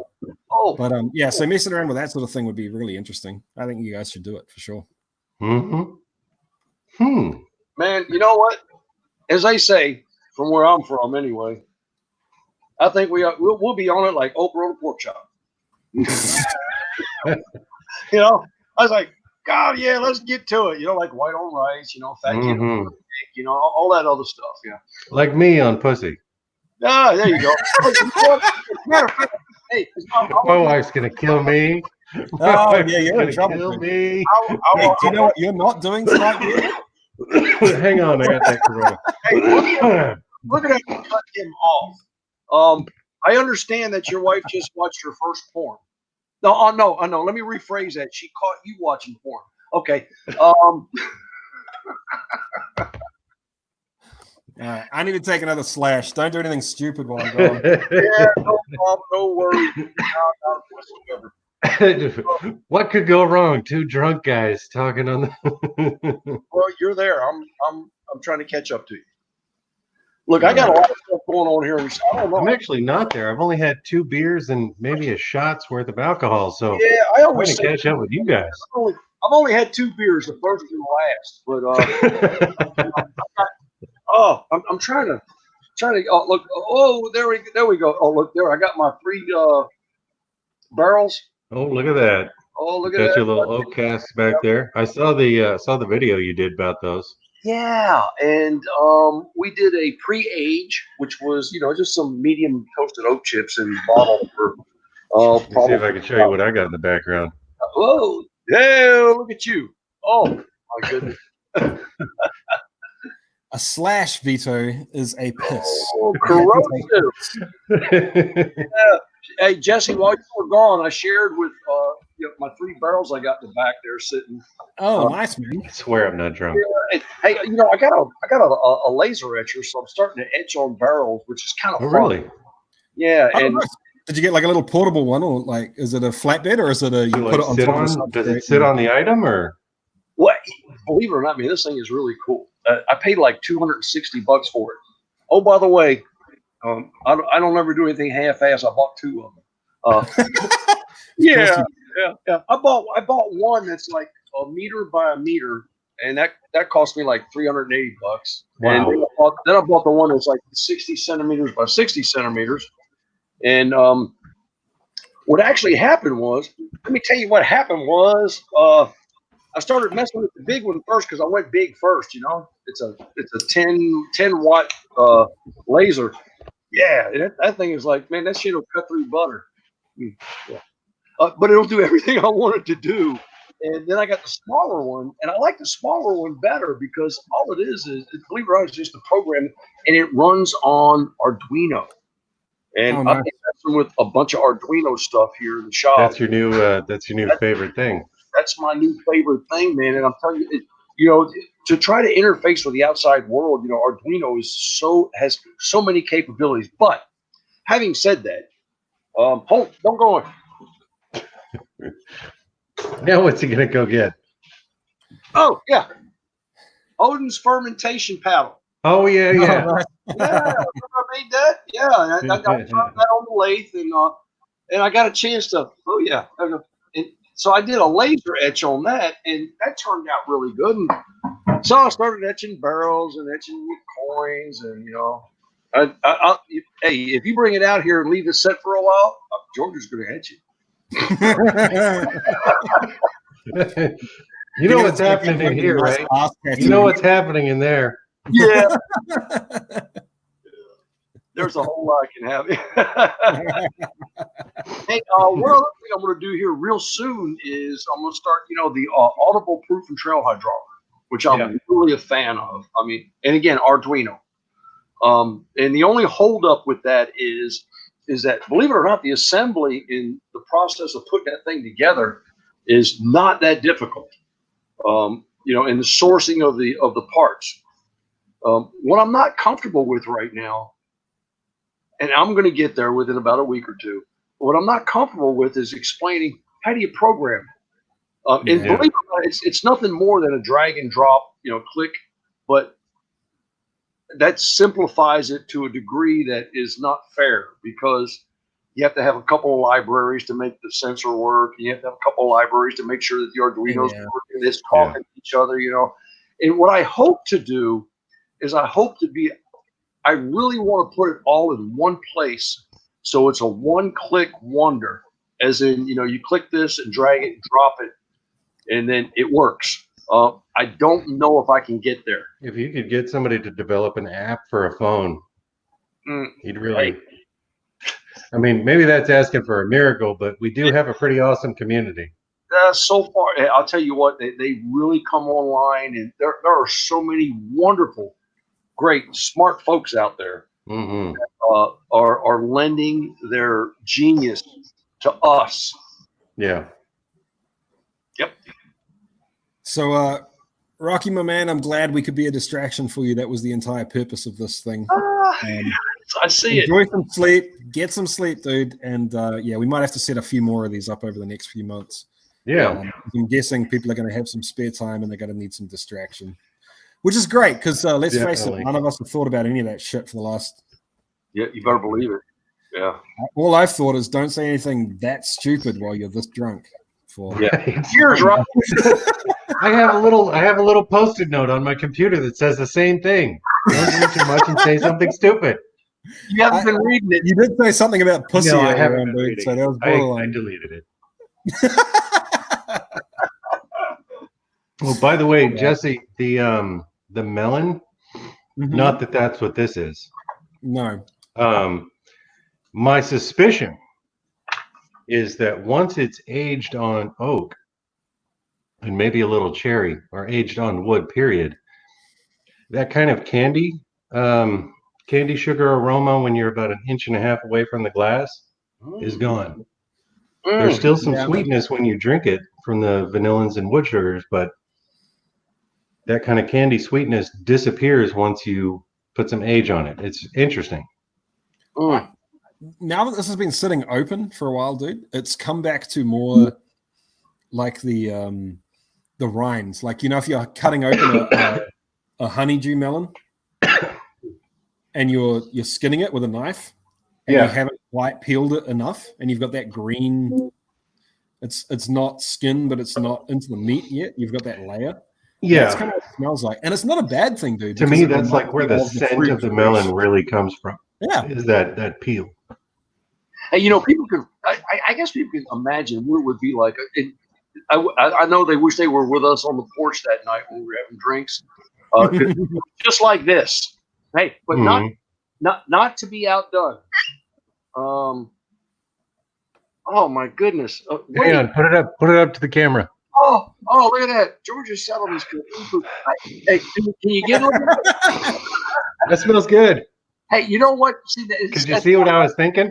I see. Yeah, that's not my expertise, Jesse. I wish you could do this, but it's not my expertise. I can't describe that. So you know how is I fucking love it.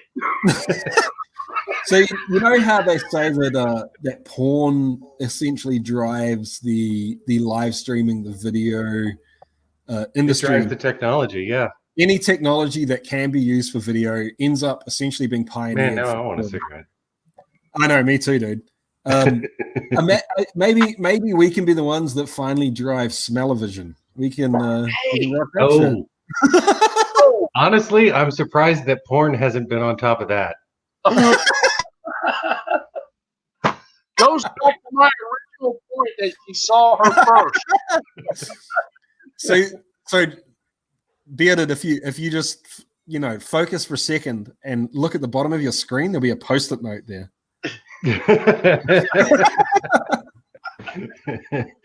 Surprisingly, it's not in my wife's handwriting, it's in my own.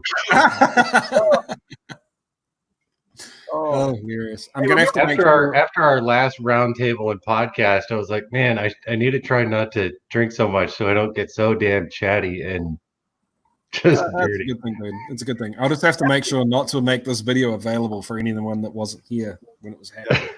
Hey, that was by far, I think, one of the. Oh, look at that! I just gone back to this, and yeah, it's fucking amazing. I can't believe. What is it? Ugadal. So freaking. I know, George, you won't be into it, mate, because you're not much of a peat guy, but yeah, there's something special about that bottle for sure. I'm into peat as much as I'm into porn. Cheese. No, not as much as porn. But blue cheese, I don't want blue cheese every day. I don't, but maybe, a really nice blue cheese. Mostly it's going to be cheddar and all that kind of stuff. But a really nice funky blue cheese or a funky Parmesan, something that smells like feet. Every once in a while, that's pretty good. So I appreciate those funky scotches. That one that you made, though, yeah, that was like toe jam. That's nice, dude. I like that. Randall, yeah, I like the 10 as well, Randall. I personally, I don't know, actually, between Lafroig 10 and Ardbeg 10, but this Oogie is better than both. To be fair, though, it's almost twice the price. So, baby, you don't have to be quiet. I buy very often. You could just it was a treat to myself. We're not in the library. Great. Well, I know that this is as good or better than the last time that we all sat around the table and had a few drinks and it's less adversarial. Let me say, from the guy that was sitting in the middle, it's less adversarial. I don't felt any adversarial. Well, okay. My drunken memory is mommy and daddy are fighting. Well, you know what? I've come around, believe it or not, and I love. I learned from the experience is that Jesse had a that was what I got from the end, was that you guys were both kind of seeing where Oh, each other, yeah. what your goals were. Your goals are so different. Like Yeah. for where's George?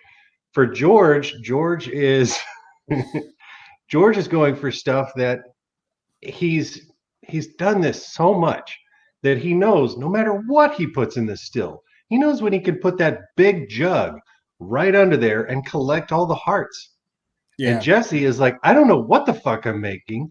So let's find out from beginning to end what this run tastes like. So I need to run power mode. George says I need to run temperature mode.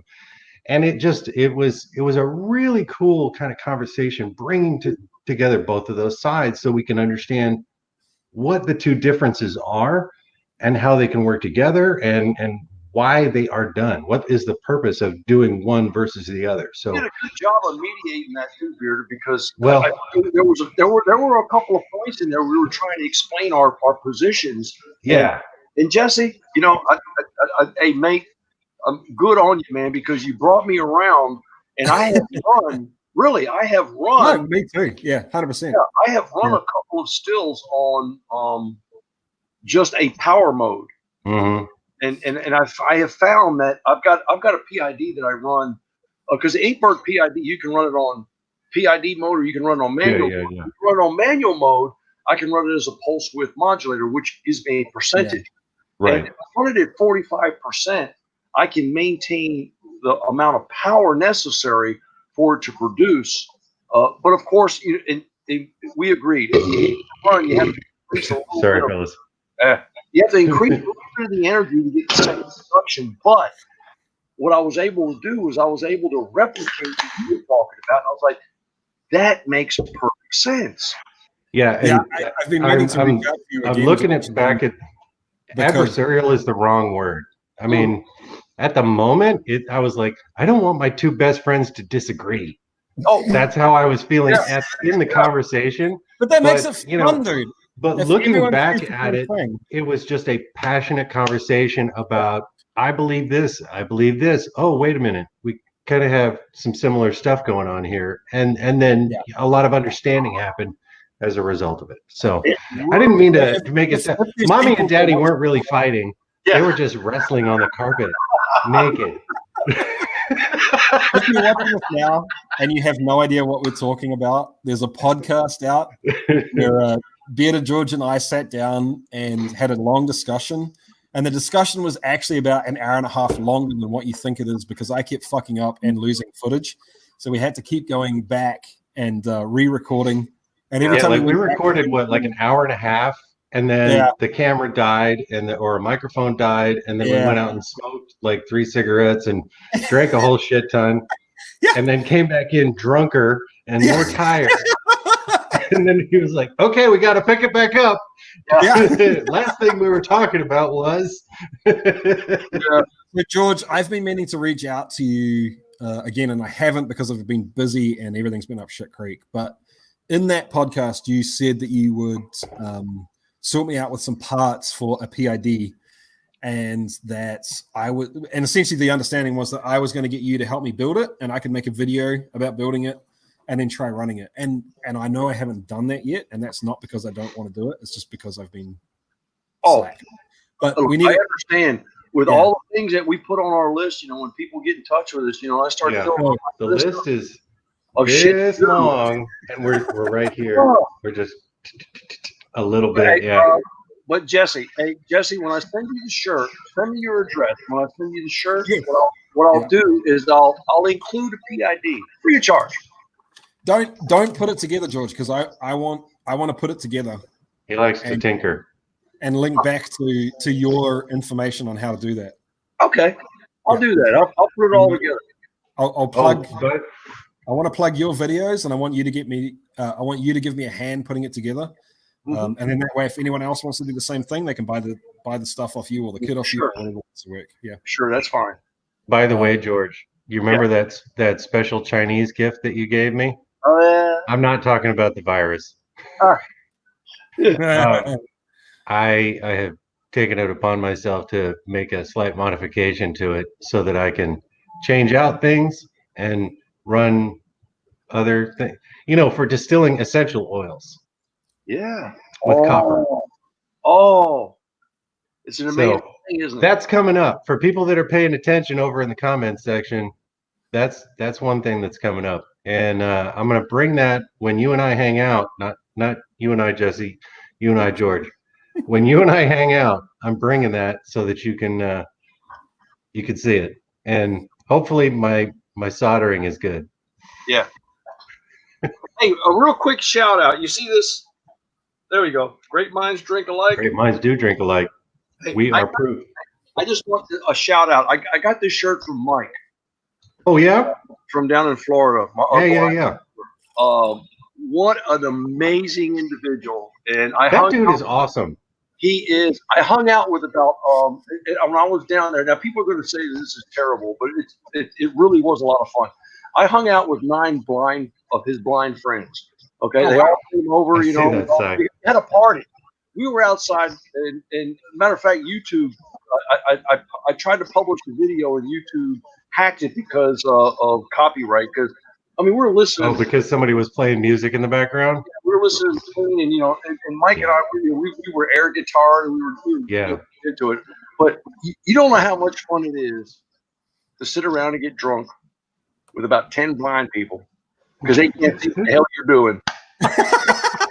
It would be nice. I did not expect you to say that. Holy shit! Yeah. I'm going to tell you, another thing is they have such a great sense of humor because, you know, somebody will stand up and kick over a couple of beer cans, and one of them will look and go, I saw that coming.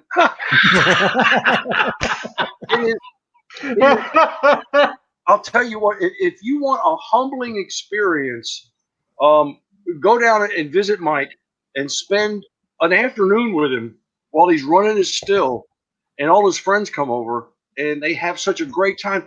It is such a humbling experience, and at the same time, you're going to learn something. I bet. This guy is amazing.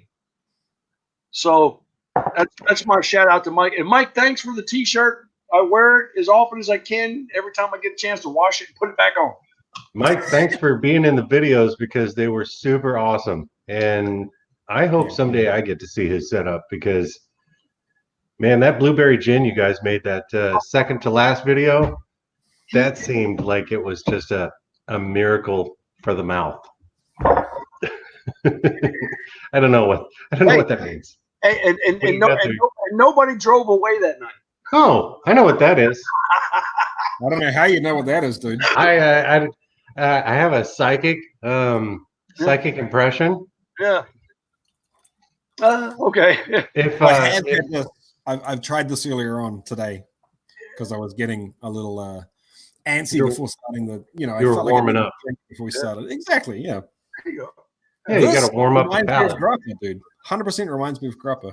Hey, you know what was really Which is amazing? funny because grape nuts is a wheat-based cereal. It has no grapes in it. It's bizarre, but it literally reminds me of grappa. I'm almost. Now, that might be because George, have you ever used invert sugar? Oh, yes. As a matter of fact, I did a Okay, video so- on sugar. Yeah. What Jesse is tasting, For a recommendation. my psychic impression is telling me that what Jesse is tasting was made from grape nuts, breakfast cereal, and invert sugar. Mm. Is that right? That's amazing, dude. I don't know how you how you Ooh, pick those things. I mean, it must be my wonderful descriptive power. score. I think so. Yeah, Score. it's good though, dude. It reminds me of most of the grappas I've had. It's less fiery and less crazy. It has less of the stalk and seed. I funk. feel like that was made in some sort of a magical electronic still that maybe this person over here had something to do with it. Oh, I'm This- definitely this making guy? sure this video is not available for anyone that's not watching it live now. I think I need to do something about these lights. I need to turn the lights out. That's how you know it's getting serious, folks. Yeah. So Oh, I'm gonna have to go soon, guys, because I've got meat in the smoker, and Oh, boy.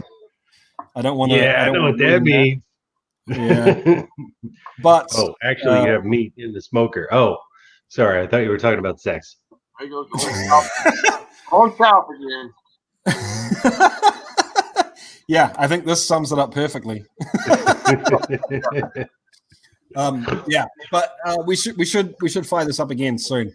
Essentially, Absolutely. my position at the moment is that New Zealand's a fair way behind everyone else. I am not forced to be on lockdown yet. It looks like tomorrow I might have to cover my kids, so I'm probably gonna have to work from home. But if it gets to the point where I am stuck at home for any length of time, I'm going to definitely be reaching out to people and trying to fire this sort of thing up more regularly. Look at making some more podcasts. I think I don't know, guys. There's only 50 odd people left here, but I think the people that are here probably appreciate the meltdown and just talking shit. Yeah, I think so. So I mean, look at here in Texas, most of the cities are on bars and restaurants are closed, but nothing's mandatory as for the regular citizenry yet. We're hoping that that people are responsible enough to stay in the fucking side of their house and just help this thing die out so that we don't ever get to a more serious point. And also, everybody, wash your fucking hands. I don't want to shake any more penis hands, okay? You go to the bathroom, you don't wash your hands. Guess who's shaking your hand? I don't want to touch your dick. Your mom doesn't want to touch your dick, so wash your hands. Sorry. Hanging out with you guys is a blessing in itself. It's an experience. Now, just so everybody knows, you two guys are the most posh friends that I have. Because Wow, you hang out with some real dirtbags. Saying something, mate.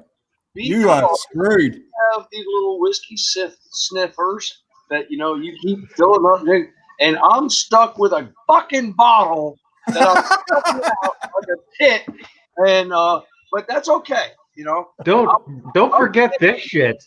I'm a You don't even know what's in here.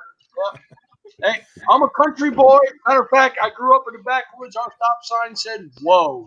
I think this is out country, George. You're being fancy. You're drinking from a bottle. Hey, you're gonna. Oh, a bottle's you got a fancy. bottle? Man. Oh, yeah. I'm watching everybody fill the little sniffers up, and then they're just like smelling it and sipping it, and I'm sucking off the end of the bottle. Okay, that's fine with me, guys. I love you like brothers. Okay, so here's my challenge for the next video. George, you got to get some of these fancy glasses, and Jesse and I will just drink straight from the bottle. Hey, and you know why they make them that way? Because trust me, if you pour a shot in them and tip them over, they don't empty out. They just roll right. away. Boom.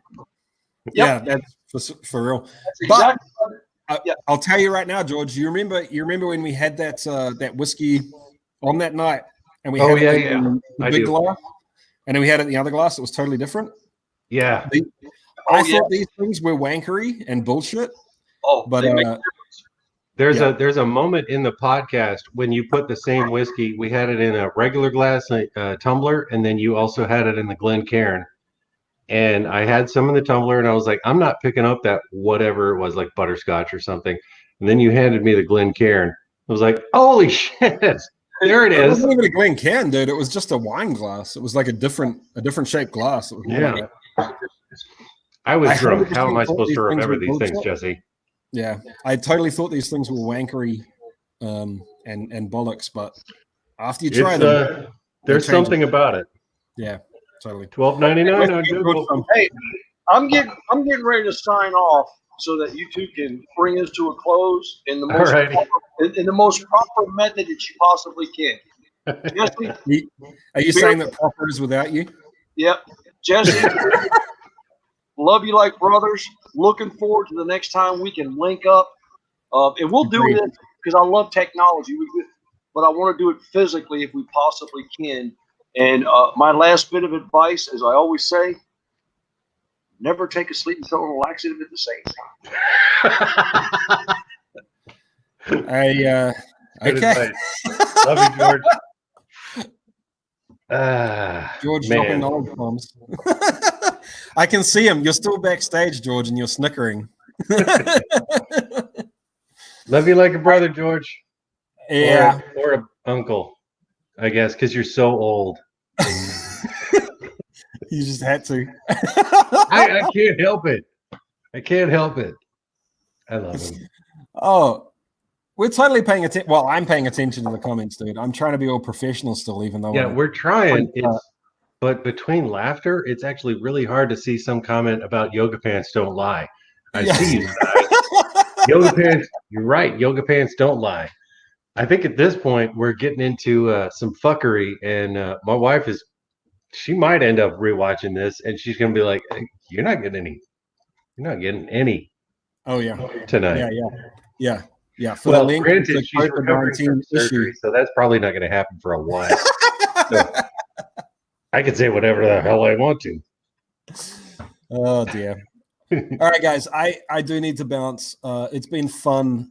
Thank you very much for everyone in the comments. It's been really nice just to chill and basically Thanks for take a having me look. on, dude. Yeah, my pleasure, my man. It's been great to have a lighthearted drink and talk some shit essentially with some like-minded people. So I appreciate it. I think it's exactly what people need right now. So Yeah, let's definitely do this a couple more times.